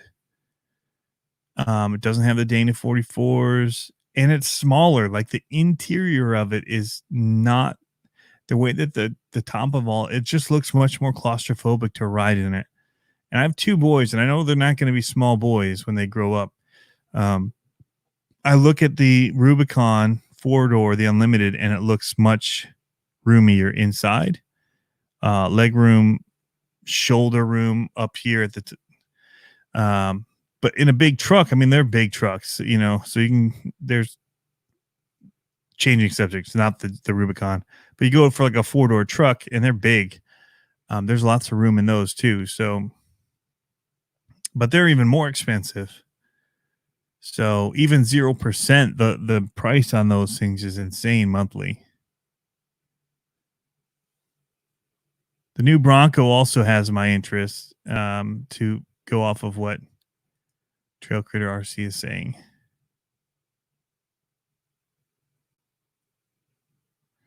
But Justin, I do like the Gladiator if it's souped up. Like, let's pull one up here. You look at the pictures, or you look at them in person. Some of them have really weird running boards and stuff too. Not a huge fan of. But if I were to just like look at these,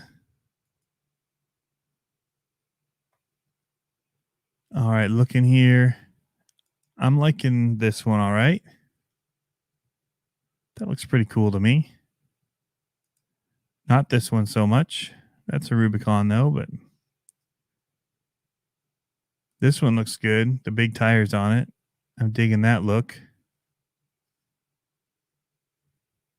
Not this.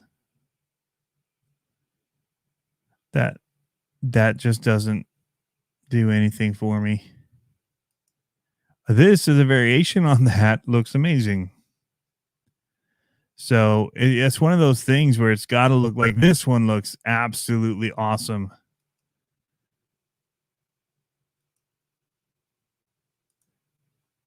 You got a picture of it? That's awesome. Nice CRV ad right over the top of it. Like that, I'd do that all day long.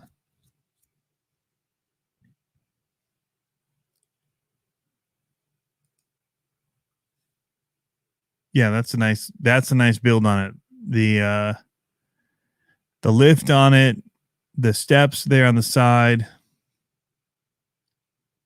the wheel wells, all that kind of stuff, the flares there just look really good to me.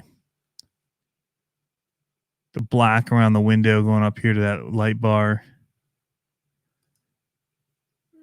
all day long. That's a big boy right there. Whoa, going too fast. Oh, that's a transplant. Yowza. So anyway, even just on looks of them, regardless of handling, you know, there's some that, you know, that's a lot like what I saw at the store. They're small too. Like when you actually see them in person, they're smaller than you'd think. But they do have some pretty decent tow packaging that you can get for them. That I like. That's old school looking. So there's outfitting that people do on them. I'm okay with looks wise, but it's still the way that they just feel narrow and smaller than the Jeep itself. And maybe it's not. Maybe I just need to get into one of them and try it out. But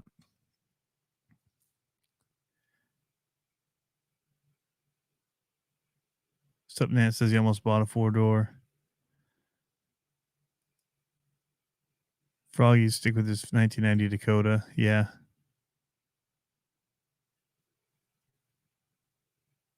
Hennessy New Raptor 6x6 fire. Oh man, yeah. All right, nice. Lifted 91 YJ. Very cool, man. Yeah, so a 2-door would be awesome, but yeah, I got 2 boys. It'd just be nice to get around in it. Dry Bones Rattling says just about the JL 4-door. Love it.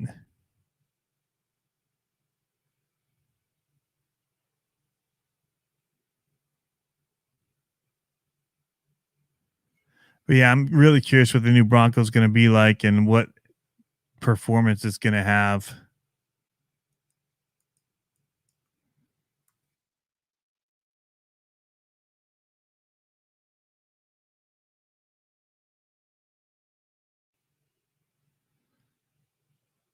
There's just so many options for them. They hold their value. They're just super cool. This is what almost everyone looked like at the store. Was this type of Rubicon package, white and black at our local Jeep dealer. That was pretty much what you got, which looked all right. Which you guys can't see, but that one there.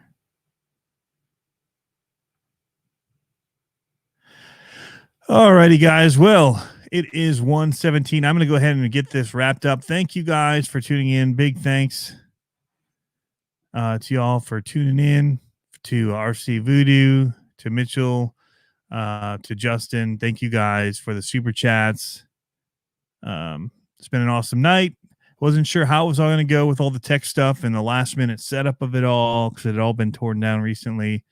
So I got to get some work done in here. I'm planning to paint some walls and kind of try and outfit some stuff up here. I bought the paint already, but maybe when I do that, I can kind of rearrange some of the stuff to work better for live streaming and showing stuff and having the nice stuff for the computer, but also being able to show a car right here without having to leave the computer area. So we'll see. RC Voodoo's still in the house. He couldn't get away. Just couldn't. So anyway, guys, have a good one. Have fun RCing, and we will catch you tomorrow night. Somebody's going to be live. You know it. I think I outlasted. Did I outlast True Boys tonight? I usually get off of my live stream and go watch them, and I don't know that I'm going to be able to do that tonight. I'm kind of sad about it. I outran them. Bummer. All right, guys, have fun. Be safe, and take care of yourselves. See ya.